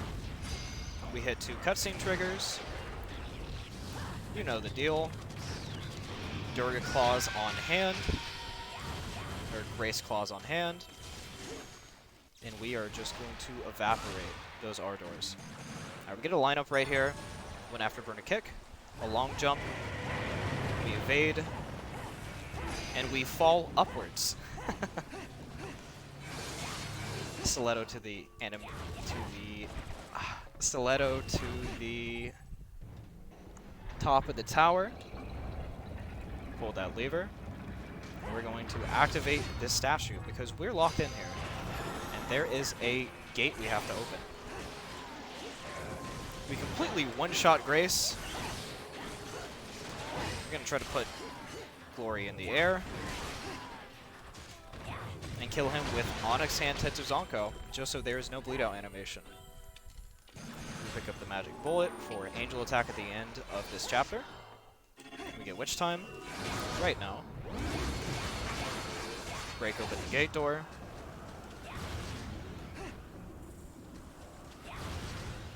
A little bit of advanced movement tech here.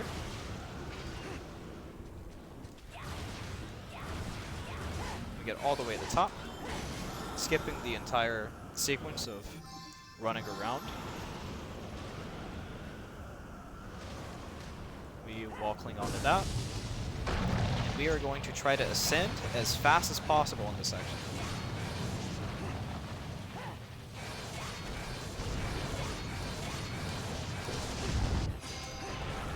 Alright. Grace Claws, Red Lollipop, absolutely eviscerates everything.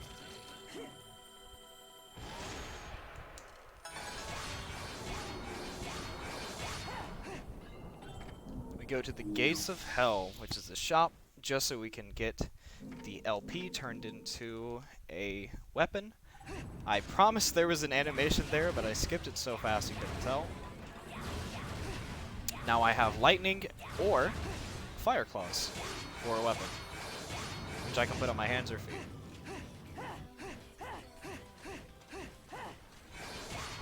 Which we'll be doing right now on loadout 2. We're going to have Onyx Hand and Durga Feet, because the Durga Bombs are super strong and allows us to just clear small enemies out super efficiently.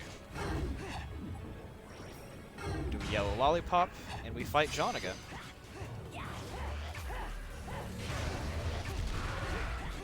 We catch her during her downward afterburner kick. Her AI is very erratic, so we do our best to try to catch her during long animations where she's not spamming evade on us.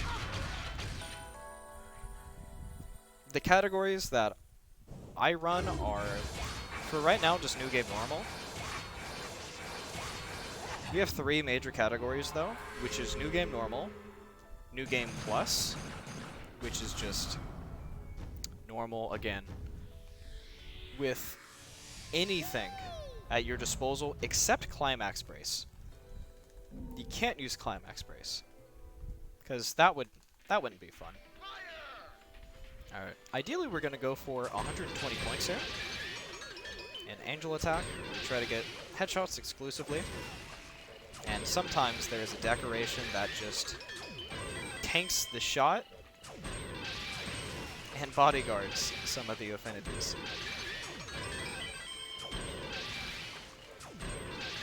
One more.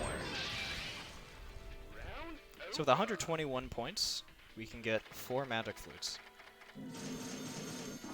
And that is all the flutes that we'll need for the entire run. Yeah, the categories are New Game Normal, New Game Plus with Alfheim rolls, and we have we have a category which is called Infinite Flute Glitch. I'm not sure if you know of it, but you can do a certain menuing sequence where you can just continuously use the magic flute without ever consuming it. That run is exactly what you would expect for it to be. It's not fun, so that does not have that much activity. It should be faster than New Game Normal, but that is also not an optimized run, or a run that just gets a lot of attention in the first place, due to the nature of it.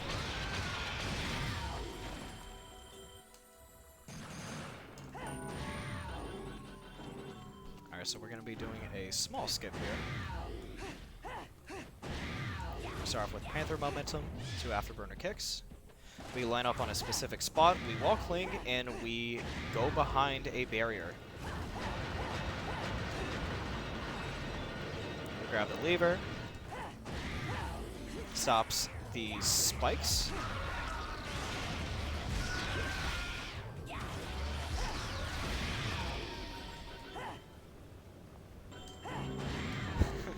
As you can tell, small enemies are kind of trivial after getting Durga. We have our wonderful friends from Grace and Glory here. They definitely make for the most interesting fights in this game.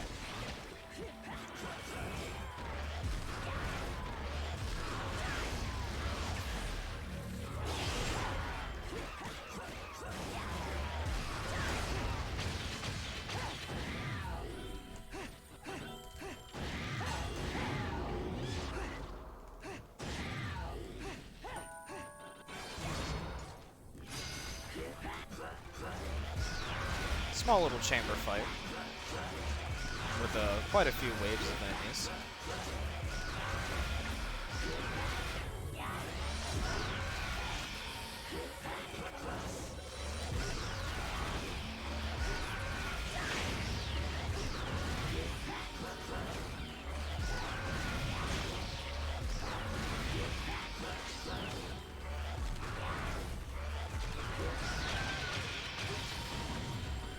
Alright, so we're going to be doing a skip. We have a little friend following us now. And,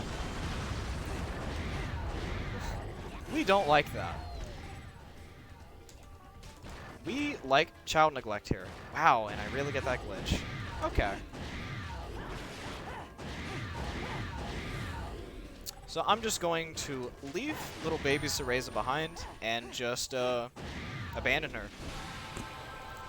Unfortunately, she comes with us. She's kind of crucial to the plot of the game. So maybe someone will adopt her. Alright. So we have to face the beloved in heaven now. Because he was chasing after us to get little baby Cereza.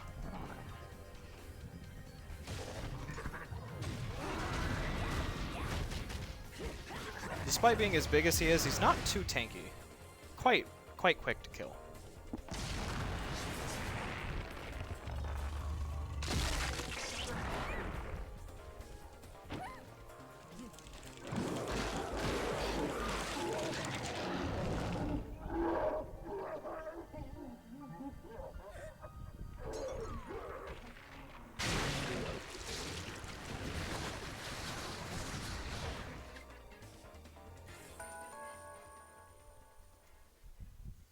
Okay, so that's not John. That's an angel.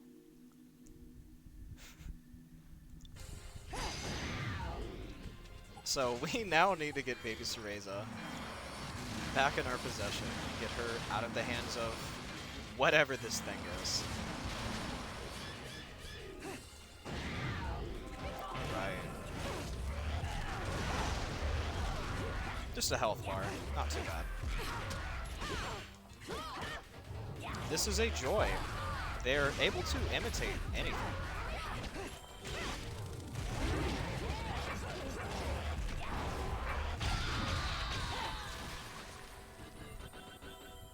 And there she goes.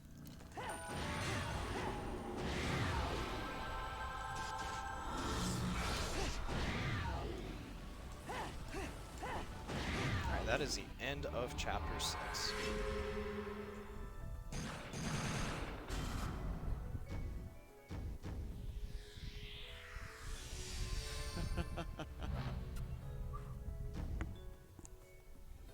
We're now going to be moving on to a boss fight for the next chapter.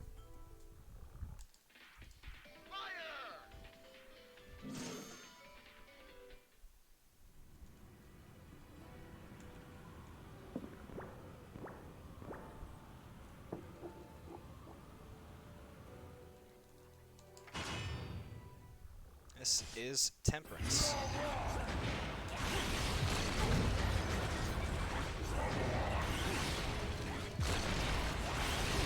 We're going to be using a mixture of Kilgore Lich, as well as using Shiraba with PKP. Jump to this platform, shoot a singular bullet to get to the next phase. Alright, we're going to go here. We're going to lock onto the orb, get 2 Tetsuzankas off, finish that with Stiletto, and here we summon our good friend Hecatonkchair, which is a big demon with dragon heads for fingies, and rip Temperance's arm off.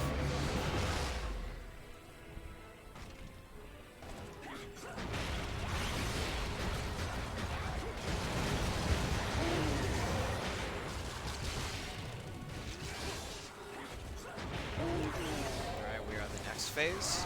That was very good RNG. Same strat, except we're only going to do it once. Got it. Okay.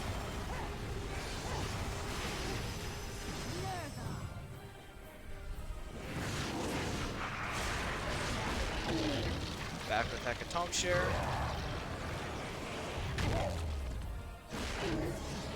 Temperance is not having a good day. As you should have. Alright. I'm now going to lock on and do a punch-kick-punch combo and attack the orbs from range.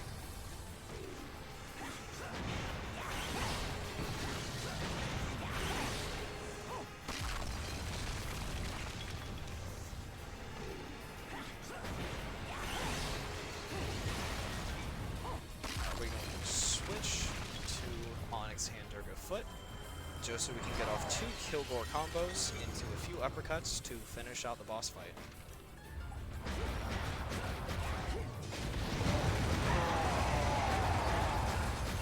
going to use a yellow lollipop for vulnerability. And that is the end of that.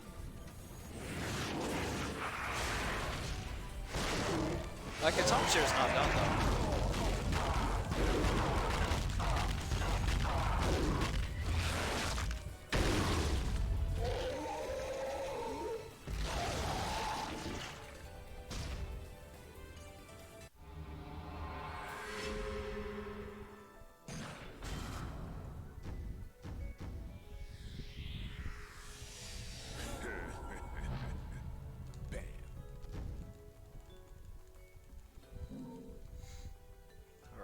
We are moving on to my favorite chapter in all of Bayonetta 1.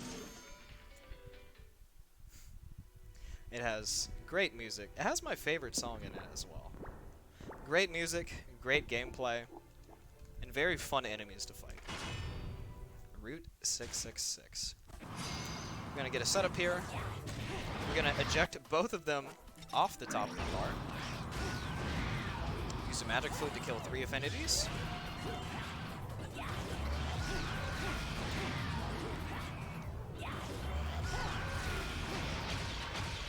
And that is the end of the first verse. We now have 3 joys. We're gonna fight on the highway. Luckily, we do have an invulnerability lollipop going. Otherwise, the fight would be a lot more complicated, trying to evade cars while fighting the joys and killing them as fast as possible.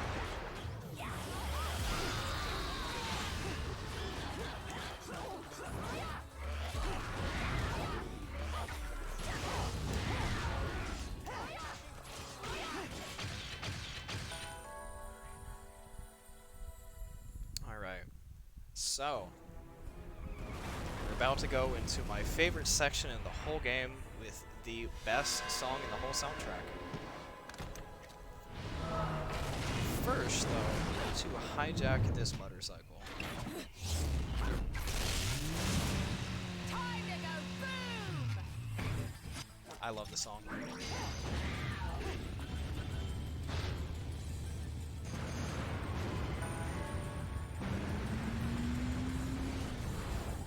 Well, I hope you enjoy the music. So we menu to grab a magic flute, go into Panther form, and just do a 180 and go back over the finish line. And that is the entire driving cycle.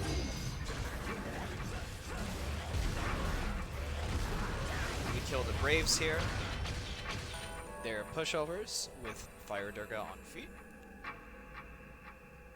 And that is the end of Chapter 8. Very fun chapter.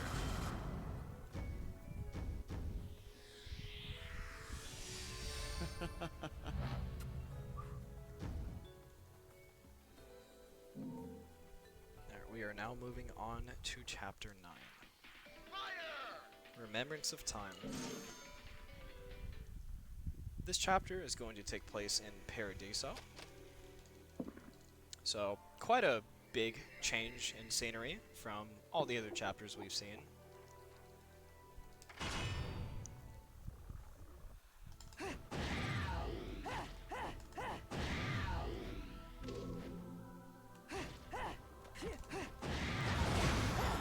This is the last weapon we're going to be picking up, which will be Killboard. They are rocket launchers, and they are great. We go for a skip here.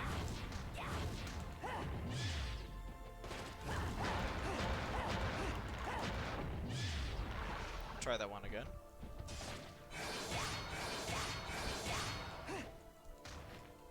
There is an easier way to do this, so I do have a backup method. But it's not nearly as flashy, and not nearly as fast.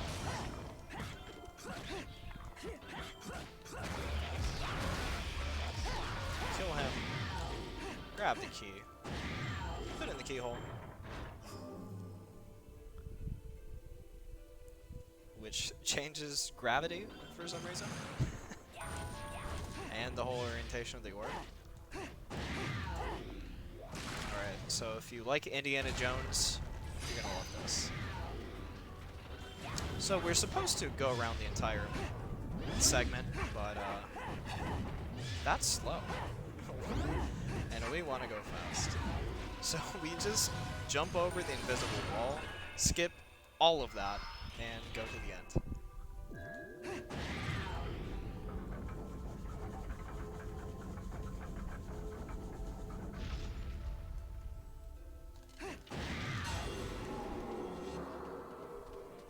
Alright, so our friend is not done chasing us. Mr. Golem. Gonna break open these boxes. They contain keys or an enemy. Because we're a speedrunner, we're gonna kill all of them at once. Instead of one by one.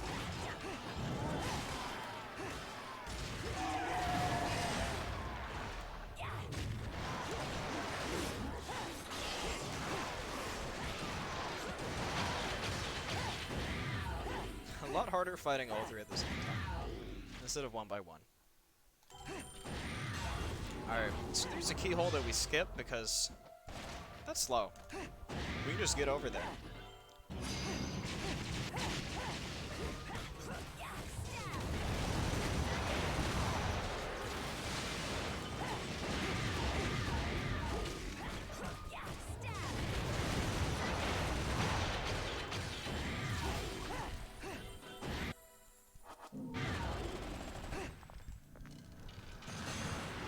So, pick up this LP. We're missing one piece. We are going to Durga spin our entire way down this segment with invulnerability.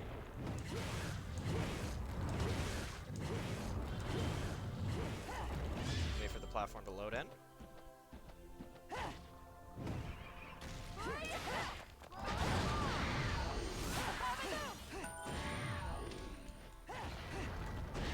Are going to torture attack a very unfortunate angel.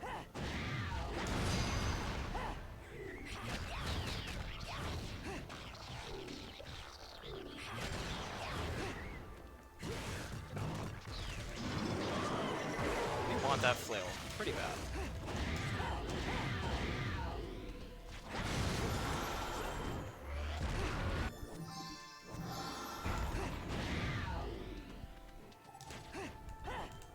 It will come in handy.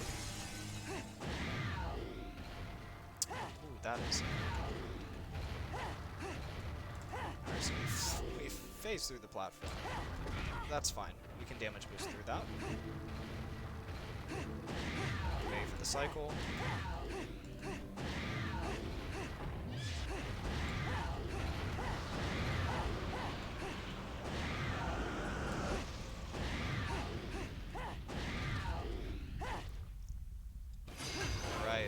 Fight our friend Golem here. Quite trivial, with a flail and a red hawk.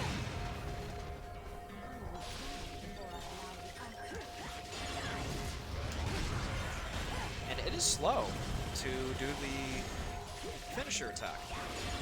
So instead, we deplete the health bar 3 total times, killing the boss. And that is the end of Chapter 9.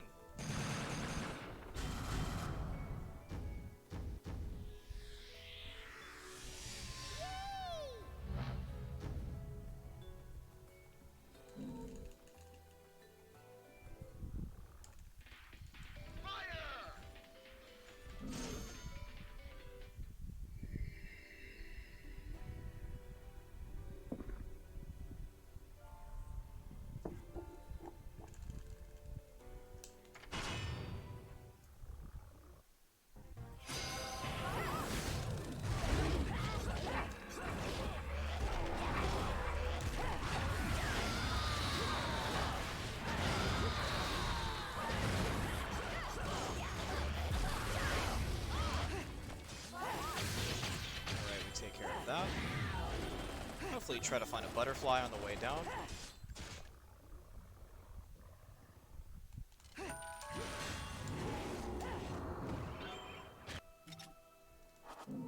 little off. Use a magic trick. Butterfly. So I want this angel. You're going to be making good use of that trumpet.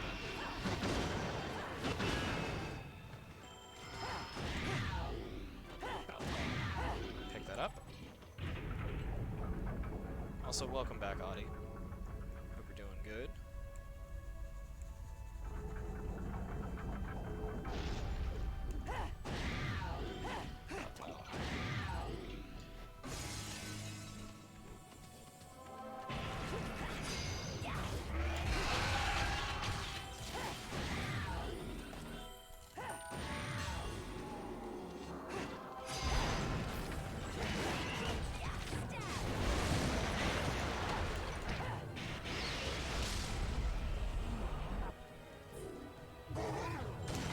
There's the trumpet. It does a lot of damage.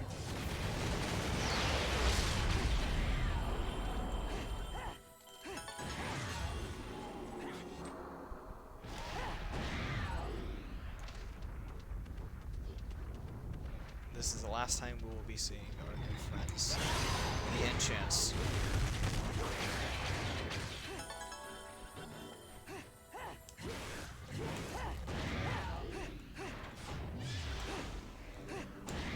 We skip an entire terrible sequence of enemies called Kinship. Funny story, Lady Gaga actually tweeted about how terrible they are because she was stuck on that fight for quite a while.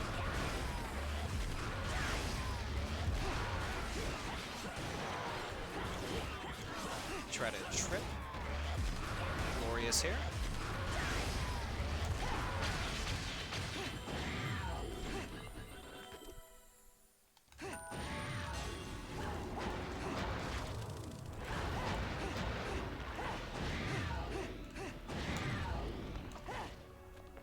Alright, we do another skip here. Where we go out of bounds. Go back up to the top of the map. And fly our way across. Skips one very lengthy fight, and that is the end of Chapter 10.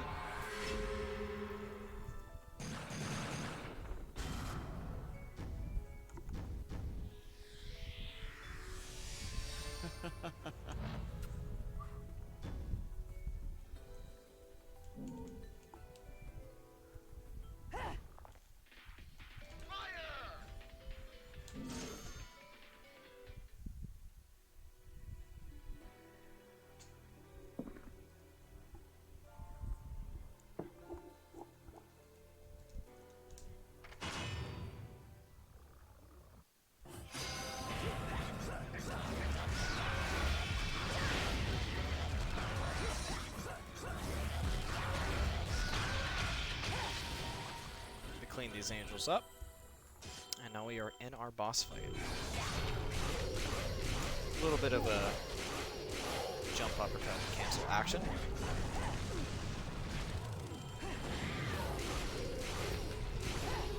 Reach the HP threshold. So, despite these being heads, they're also tongues. So we're going to ride the tongue all the way to the main body.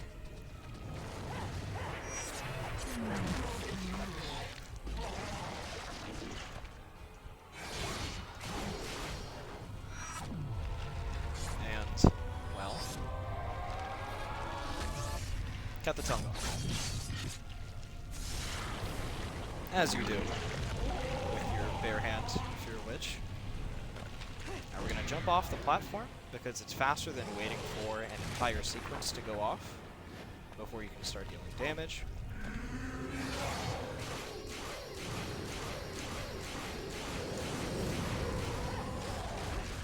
Almost got the boss in time.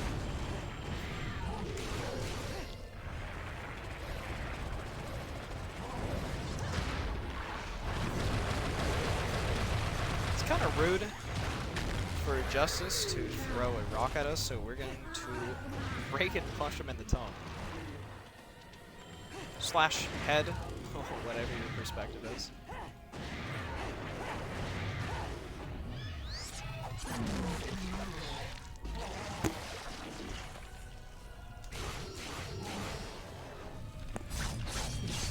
Do some crispy jump uppercut cancel action.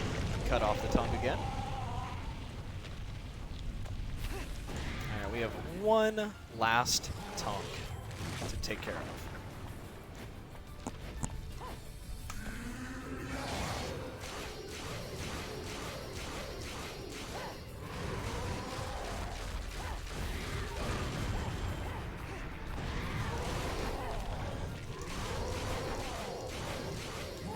Alright, and we get there.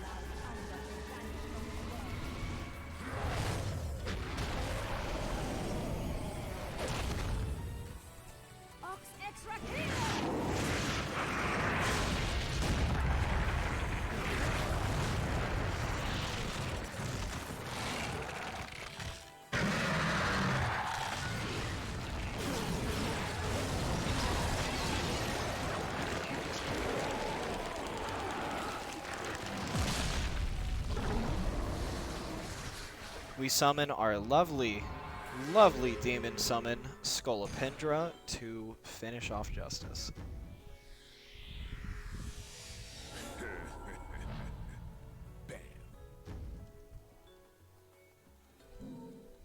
As Radon said, bank.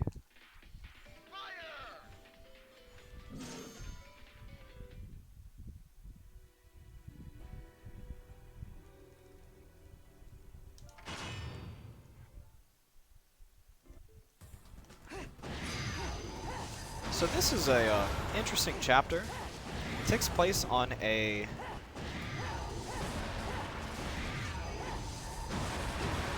what is this? It's a plane. Like, takes place on a plane. Ooh, that's not great. Boxcars, unfortunately, are RNG on how they spawn and how they fly out of the plane. Because we are a stowaway. Grab the Grace Claws. Grab the Grace Claws.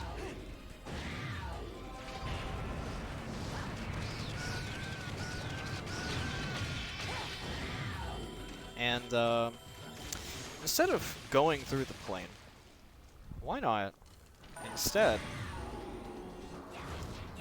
go out of bounds and go on top of it? Because that's the Jean way.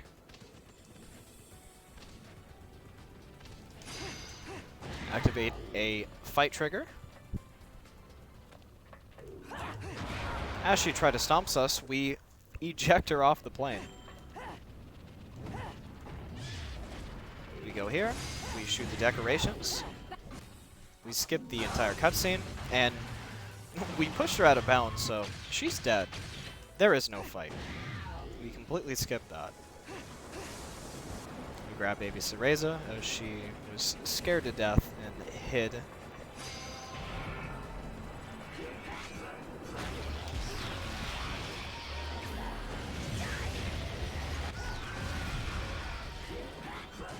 little bit of dodge offset.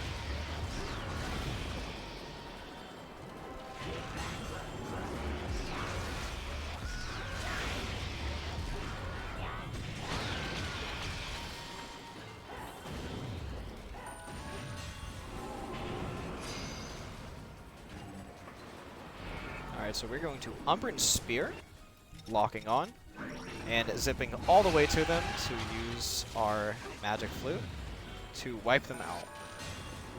Goodbye, Manta Rays. And that is the end of Chapter 12.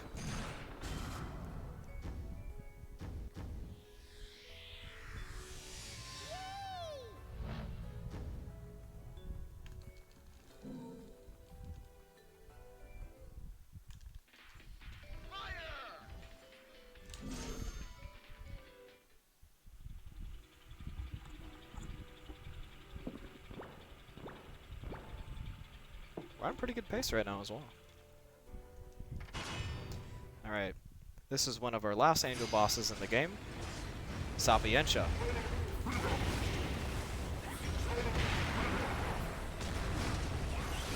He's some kind of aquatic angel who's also decked out with missiles and lasers and some kind of engine. We're going to enrage Sapientia because he gets really mad and tries to bite us. We have 2 more kneecaps. Again, hit it with the Tetsu. Tetsu 1, Tetsu 2. Lock on PKP. And that is the end of the first phase. So, we have a wonderful little demon buddy of our own. Phantasmarini, a flaming spider. He's pretty hungry.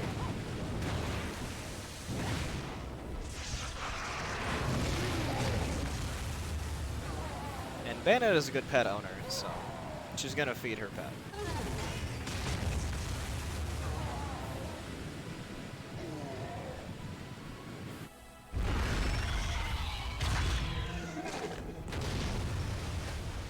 what better food than metal?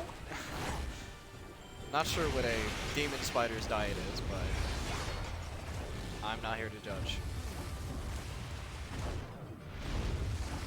Mean Rage Sapiential again. And as he's diving, we actually get to hit the face with the PKP. That helps us reach the next threshold. A little bit of jump, uppercut, cancel action.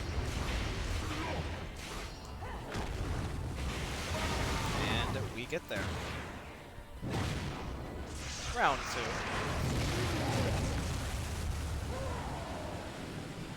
2.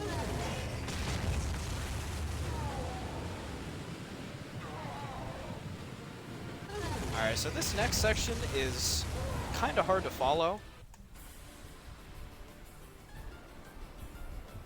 I will be able to hit the boss from a very, very far distance using a punch, kick, punch combo. Which normally shouldn't be possible. And I will, for safety, craft a invulnerability lollipop and use it here. And we are hitting Sapientia's core with the kick and the punch portion of PKP.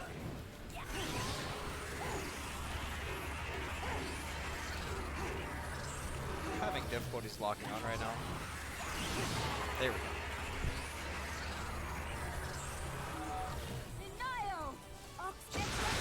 Instead of going all the way up to its core, we're a little shy today, so we're just going to take care of business.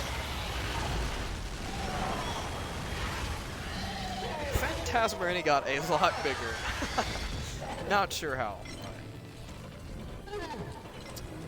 They have babies. They are starving.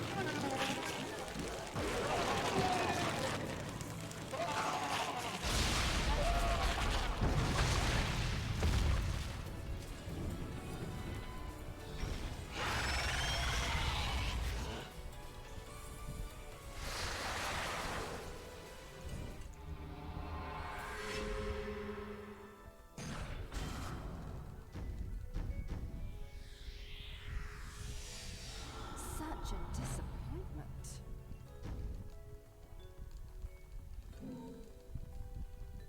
There, we are getting close to the end of the run now.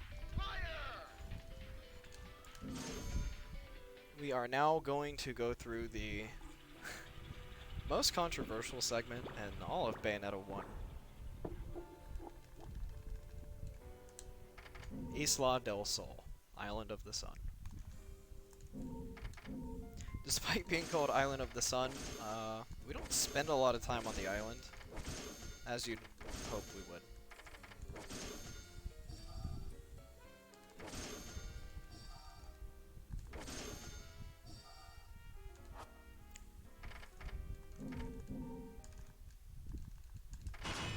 Alright.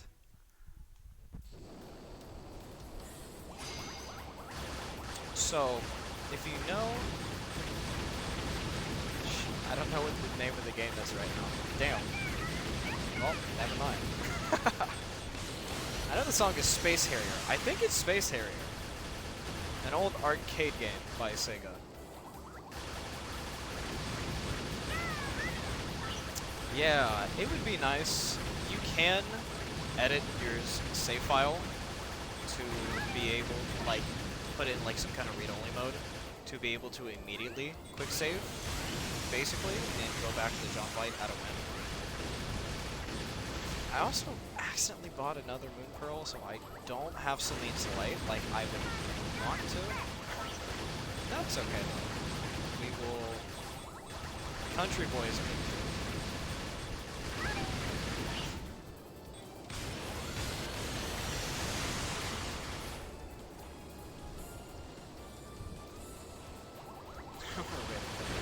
fun. It's a lot of mashing. That's most of this entire section.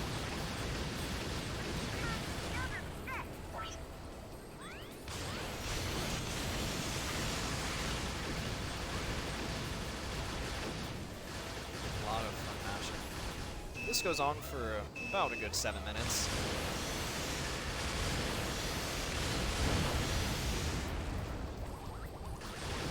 That is one of the bosses.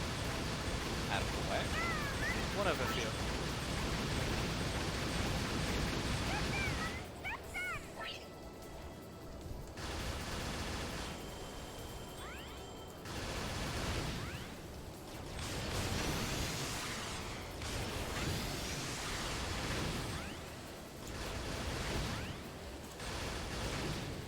Obviously, during run, I'd be like, hey, it's a good time for donations. A lot of dead air, not much to really say in this section.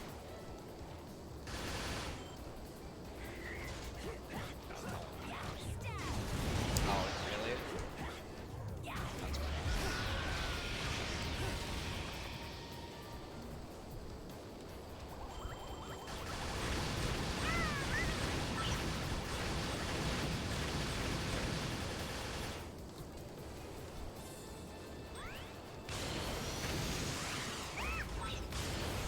Was it the walk off?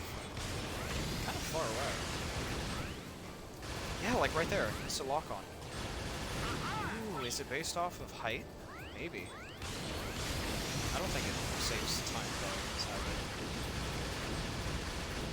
Alright, I think there's a fight right here. Yeah. Alright, so there was a boss on your screen. It's dead. Fortunate for us, we get to mash as fast as we can, and the game registers every single input.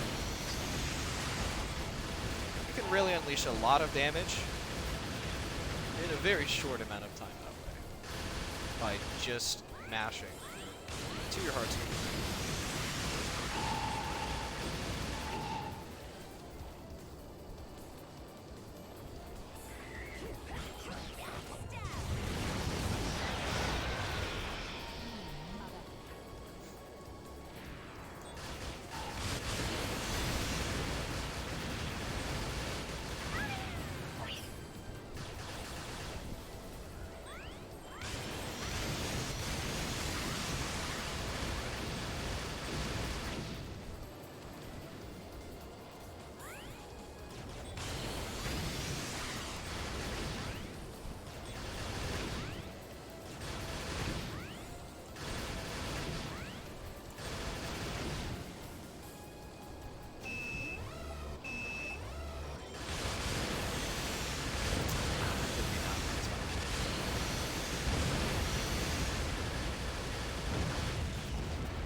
No biggie.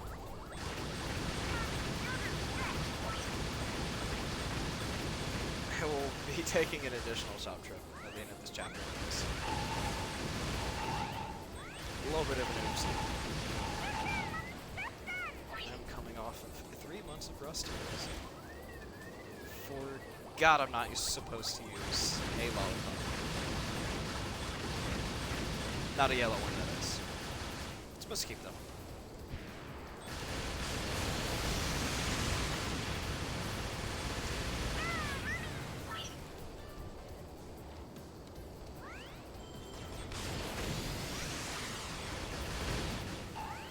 Coming up on the end of this entire section.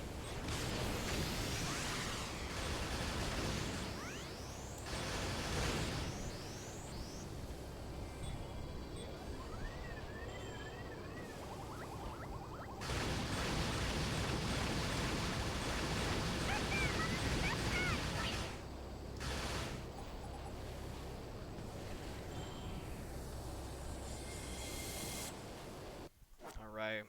Switch our weapon set and activate a big red lollipop.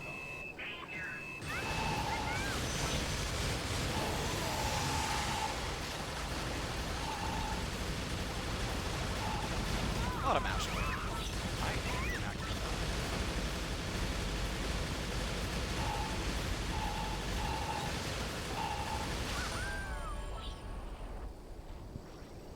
And that is the end of the space area section. Now we have one of the most interesting but hardest to access fights in the whole game. We have John the last time.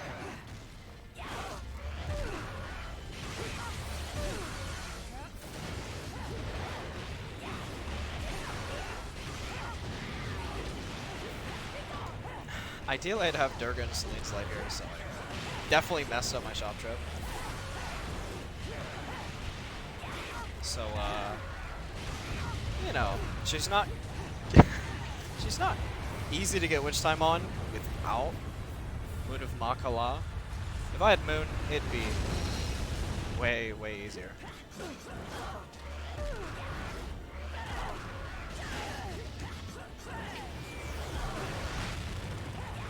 But like even that, despite giving me Moth Within, doesn't give me witch time, which is kind of annoying. That's fine. We're getting our damage out as we should.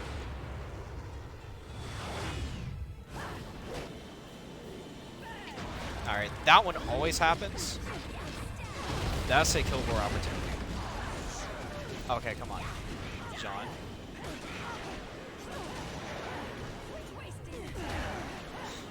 She's like 1 HP. I don't know this fight well enough without Celine's Light.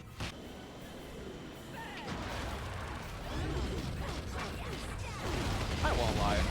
It's been a long time since I've played this. As intended. Especially without Moon. Oh man, no Moon.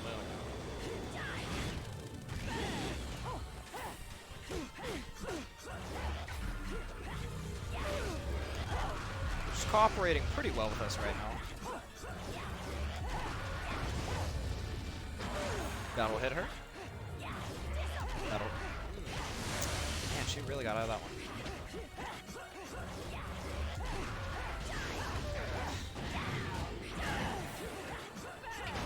Nice.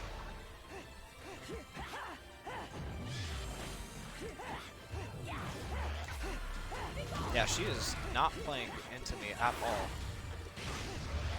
I don't have many windows to hit her.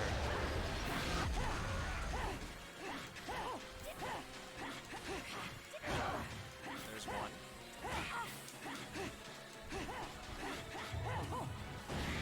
That'll connect.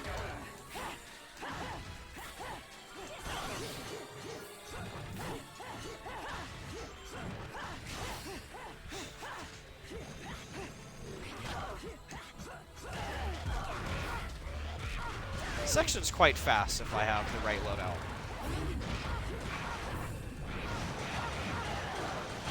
But that's okay. We can lose a good 40 seconds, or a good minute, and we're fine. It's not the end of the world. Man, I cannot believe I forgot to grab Celine's Light. That's a shame.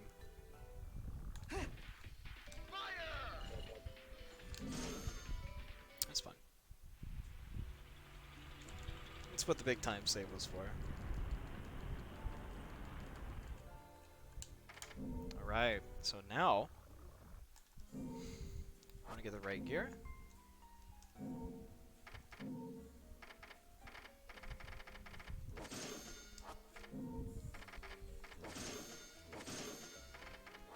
And we are good to go. Now on to Chapter 15, Tower of Truth.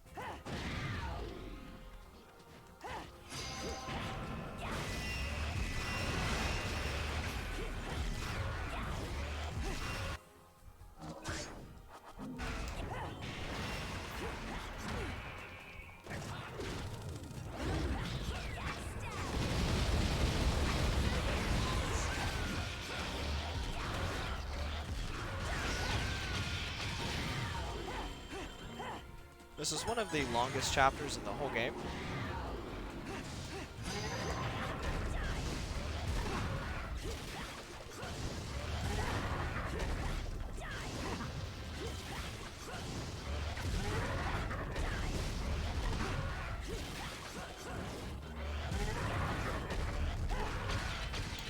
We will be taking this angel weapon from one of the Braves with us, because we're gonna need it.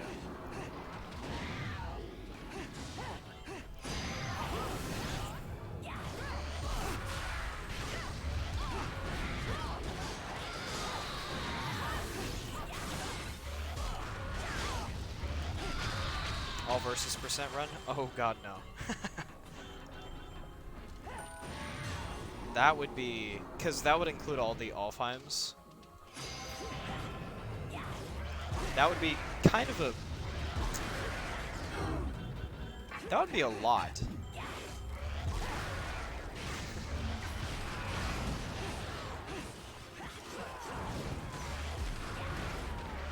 Obviously, most of, like, category stuff is, like, based off demand and whatnot. And I don't think anyone's really shown interest in it. Something like a pure plat speedrun, though, would be... It would be doable, but... Not that many people would play it. So, like, as far as categorization goes, it's like, if you want to, go for it. Nothing's stopping you. I eventually want to one day. New game normal. Pure plat, but, oh man. I don't know. I'd have to be on something to just play perfect for, like, 7 hours. Right, you'd have to, like, just reload fights over and over and over. And it becomes a point where it's just, like, even if you can do it, you'd have to do it all in one go to do it impressively enough. Back on the gun, take that. Kind of messed up there. I was hoping to cancel out the animation of punching the gun, but that's fine.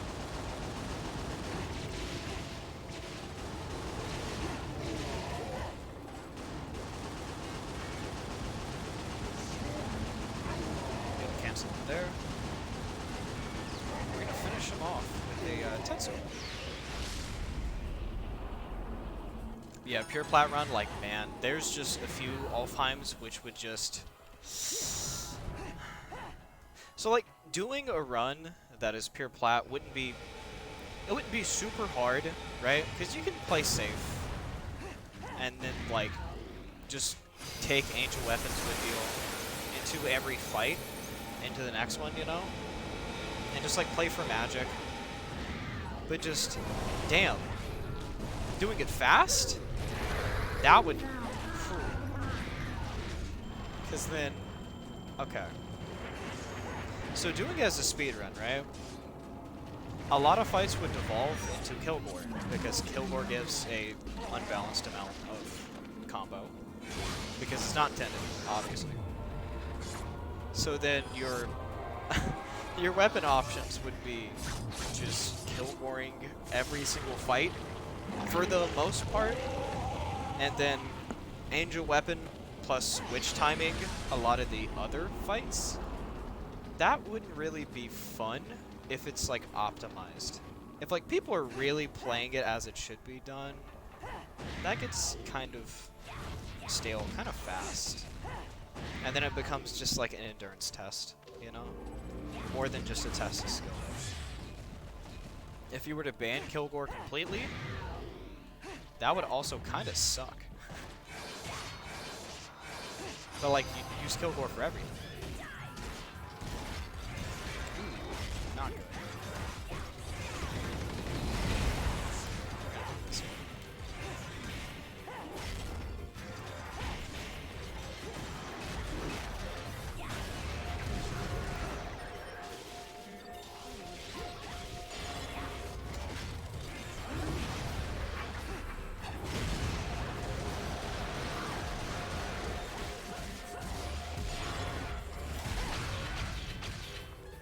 Once again, we skip the sequence where we would kill him the intended way.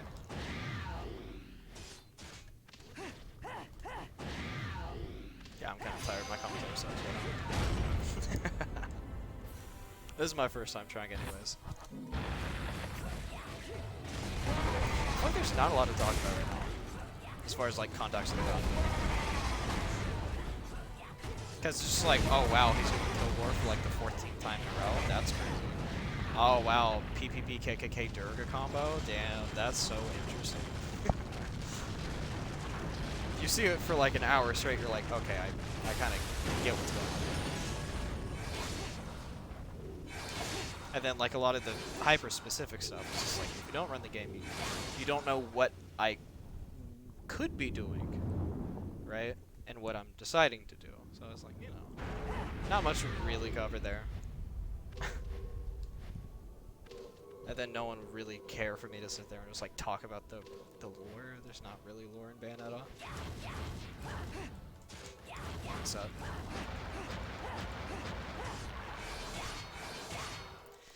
Alright, so that is the end of chapter 15.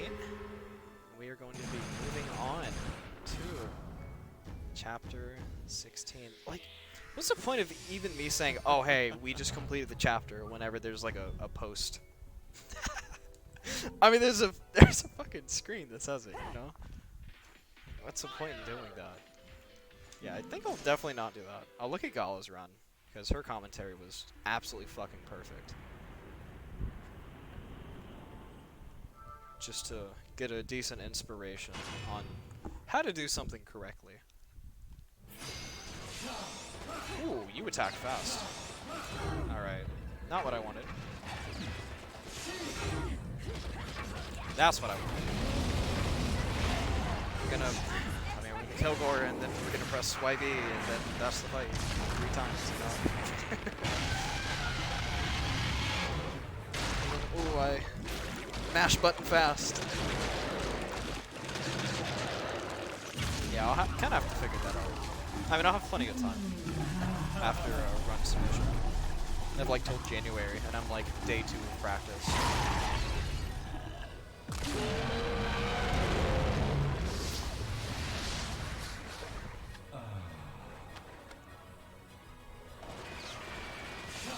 We don't want that attack. Swipe through me, please. That's a bad one. 3 times in a row. Thank you.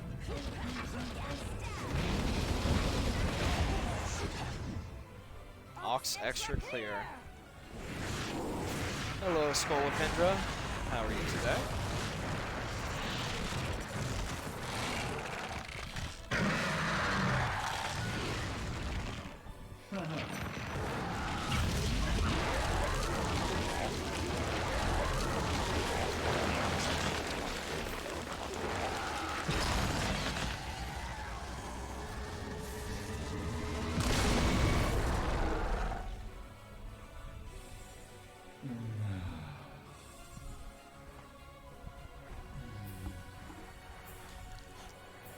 Alright, one more health bar.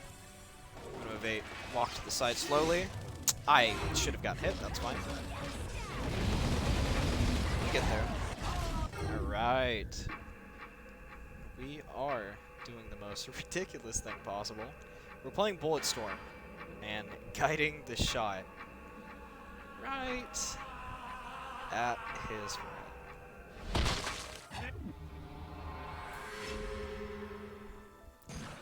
And that is bye-bye to the Lumen Sag. It was nice knowing you. Thank you for your service.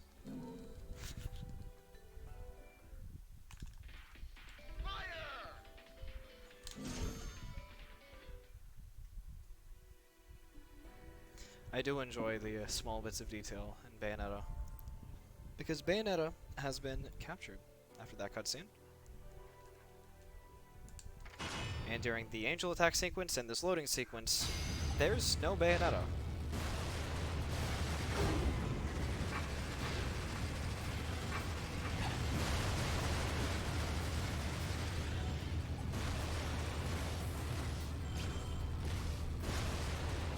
Alright, I do have extra lollipops here because my unfortunate shop trip. That being said, there is something kind of cool you can do with lollipops at the very end of the game, which I haven't really tested, but I don't believe there's any opportunity for time save.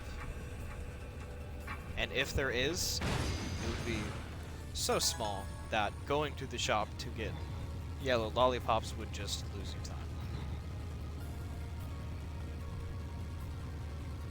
Unless there's something that we find out in the future, which would be awesome. With our limited knowledge right now. Nothing we can think of.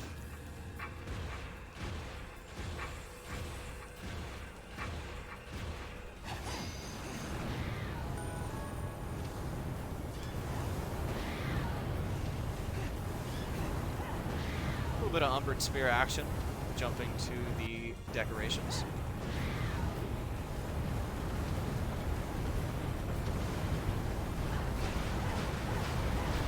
No, that's slower. Got it. I mean, I guess I can talk about the story, right? Because I skipped the cutscenes in like 1 frame almost. It's very hard to know what's going on. But do people really care?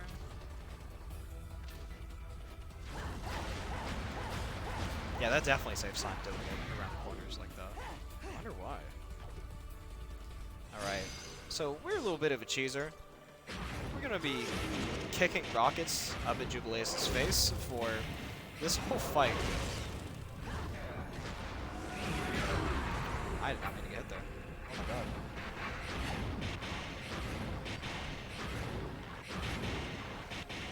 And that is the end of the very first phase.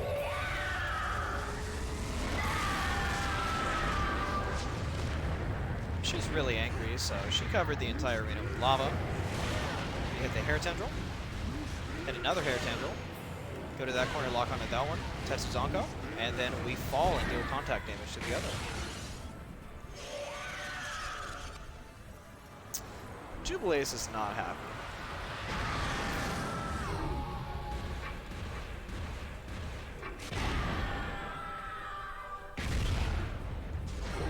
We kill more for magic and damage.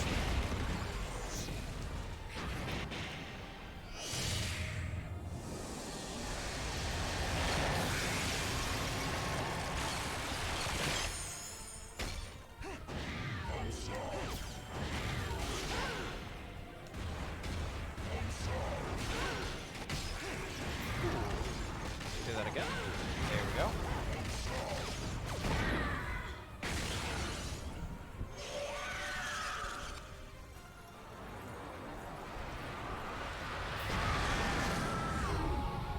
So we have fire, ice, and 1 more element left. Hideki Kamiya loves his elemental stuff. That is for sure. It's good taste.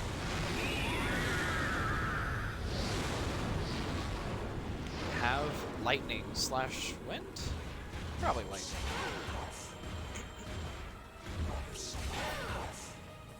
Wait for the platform. How am I on that one? Okay. Can I? Nice. I can just 180 and test that. Wrong platform. There we go. That just got broken. Okay. That works. Oh my god. Thank God I have the magic for Tetsu. How did I go past the other one? Uppercut? Why does that one take 2? So strange.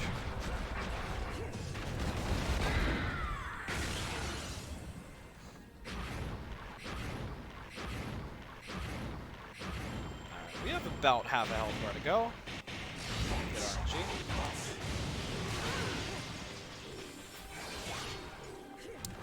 One hit, please.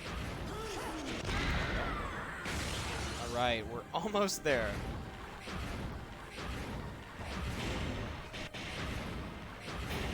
It's fine. So we're gonna get hit here, because this ends the attack sequence faster than we'll get to it.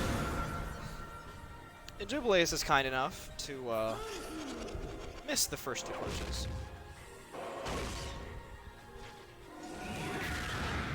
Hi. Okay. Yeah, I need to practice Jubileus. Alright, so we're getting at the end of the fight here.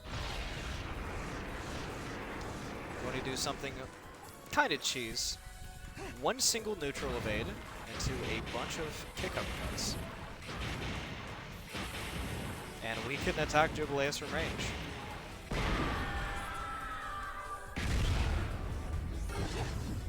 Ninayo! Adrapan! Adna! Nerza! Ox Exrakir! So you might be asking yourself, how exactly do you kill a god?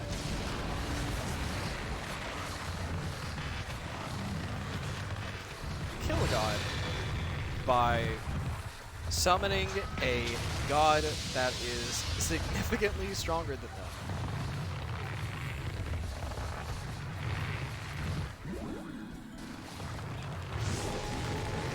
And as you'd expect, you punch the soul out of the god.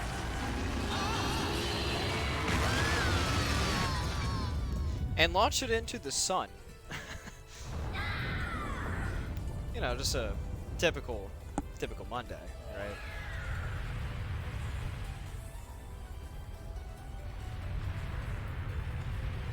Alright, by the way, Choro, let me show something.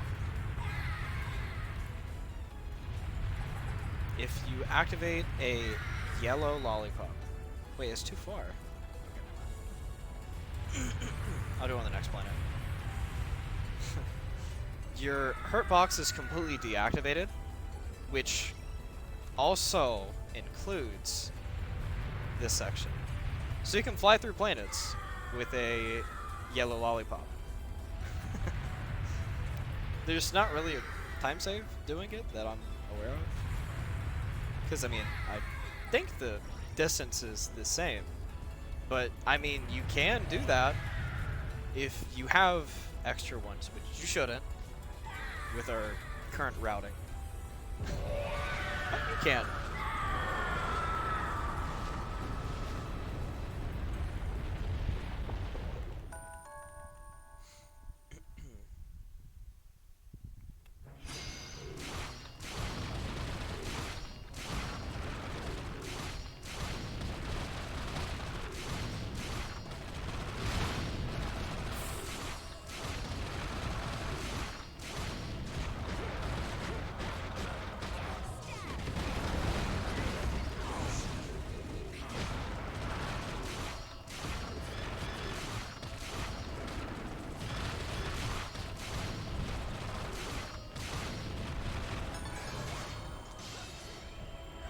Is not bad. Ideally 30 or 28. Alright. So we have one last section left for the game, and it is a credit scene, which is still a part of the game.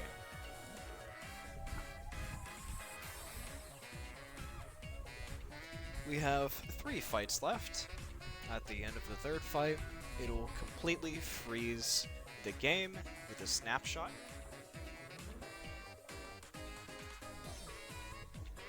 And the last enemy that will be killed will be a giant beloved that spawns in. I will call time whenever I can.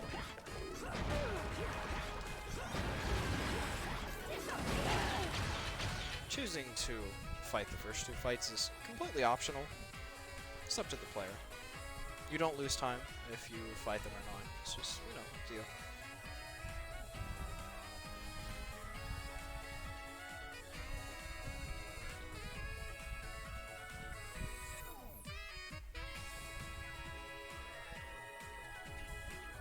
So damn, it's like midnight. Yeah, I'll be done after this. I'm fucking tired.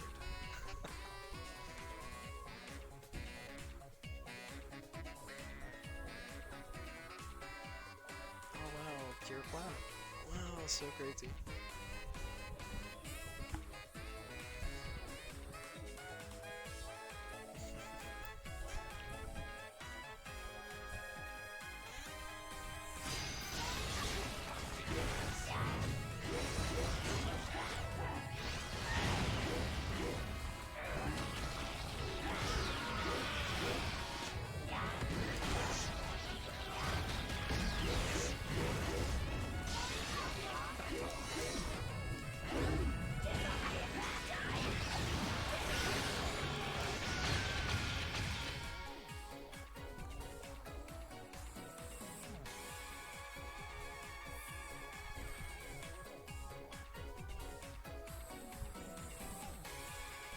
Also, damn, this time wasn't too bad.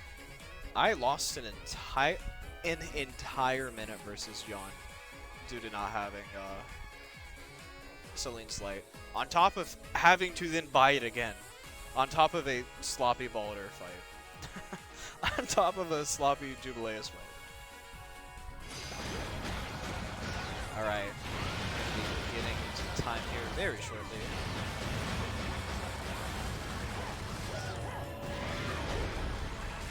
After this one dies. And that's time. Also, Lamau, holy shit, can I press the right buttons there?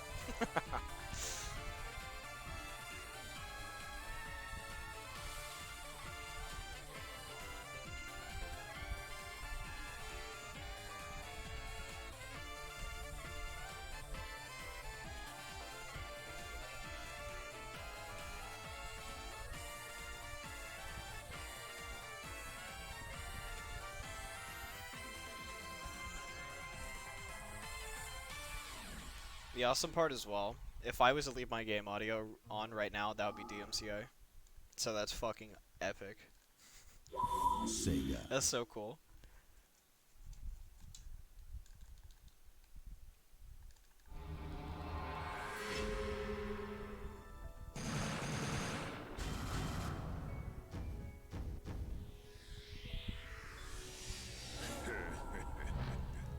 Bam.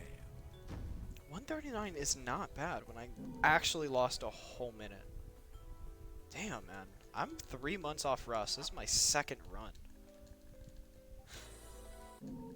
Like...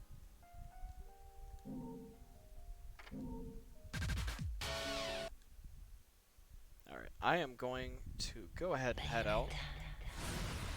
Thank you everyone for showing up. I appreciate it. Much, much appreciated. And that will be all for me for today. I'll be streaming basically every single day.